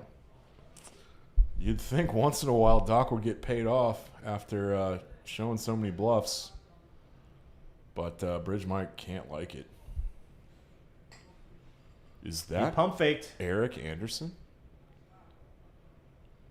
Doug R. is announcing that Bridge Mike has trapped himself. That's an excellent point. If he had raised it pre-flop, That's what we're going to start calling he would that. still probably be in this position. That's incredibly apropos. He would still probably be in this position because Doc is not folding anything. Where did this word come from? What was the etymology of apropos? I bet it's French. That sounds French as F. Yeah. He's trying to fill. Oh, big Doc! call. Bridge Mike, I'm sorry, but like we feel so bad for Doc tonight. Doc needed that. And I think his little acting job on the river got him paid, and his whole night got him paid. It was his image that got him paid there, for sure. It's really hard to fold aces.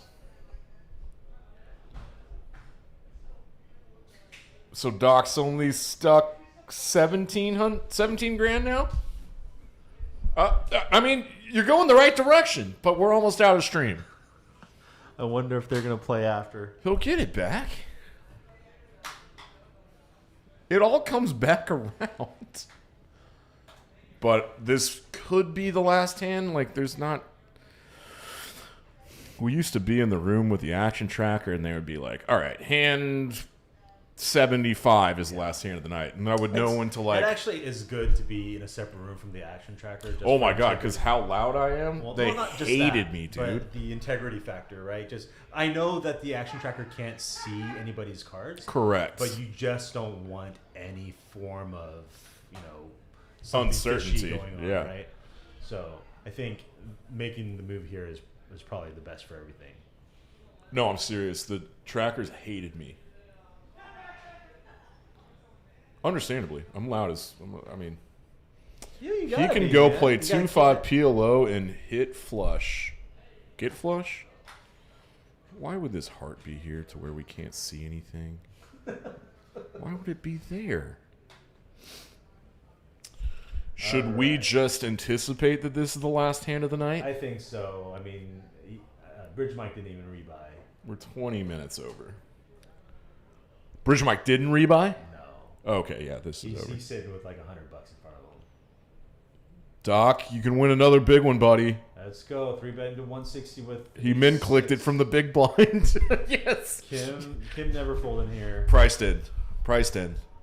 OFC's not. He must have trash. He does not like those. Offsuit King 3. John, a 3-bet pre-flop is either incredibly strong or just like a misclick. he doesn't know 3-bet. Boom, boom, boom, boom, boom. Let's go.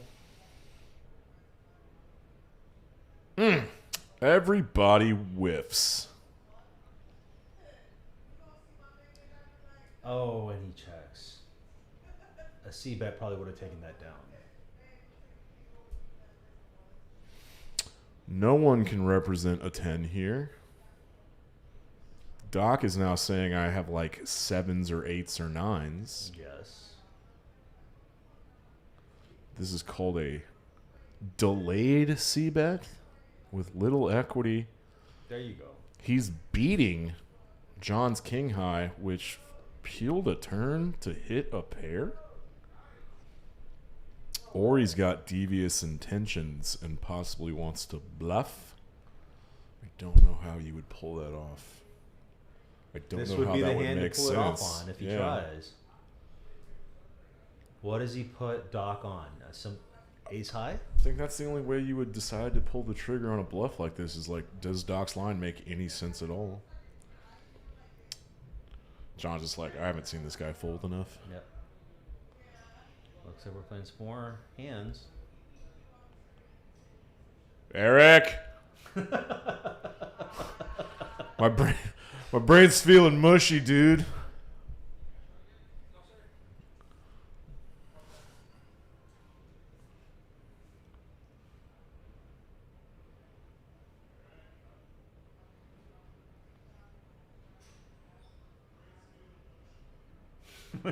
Near you.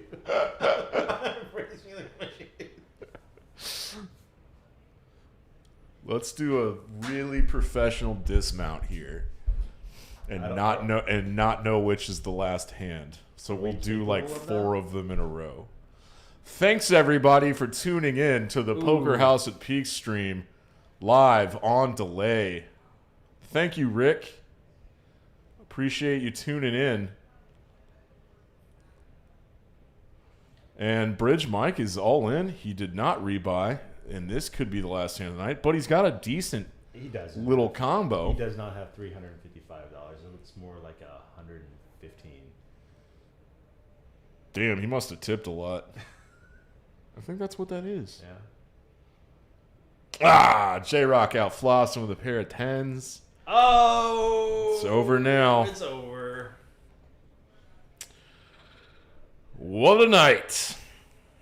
Nice hand. Good game, Bridge Mike. Good job. Nothing but respect. Okie dokie. Is that it? Is everybody? There's no blinds being put out? Let's see how fast he shuffles. Are they switching out the cards? There we go. There we go. Wait, they could be switching out cards, though. Bridges Mike is leaving. There's a dude. Oh, yep. That's not Doc. That's a snack delivery man. Oh, he's cheap-ass snacks. When does this stream end? Hey, did you hear about the one time where a bunch of like influencers came in and played a stream, and we played a NIT game like in the last 45 minutes, and there were these 2 nits that were just not trying to not lose the NIT game, and we went an hour after the stream was supposed to end because the old owner did not want to turn the stream off mid-NIT game. And I was losing my mind because neither of these players would try to win a pot. And I was like, go make some effing content. Do you remember who they were? Yeah, I know exactly who they were.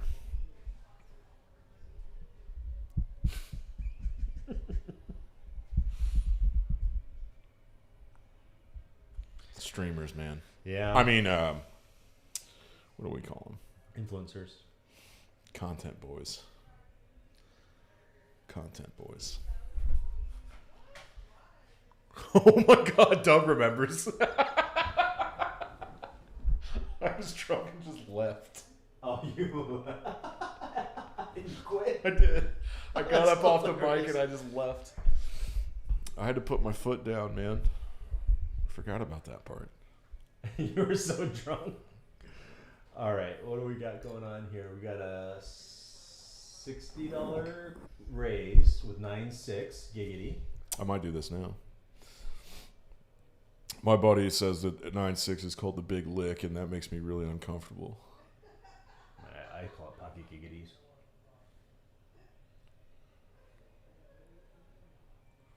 Nobody with a king here. Nope, Doc does.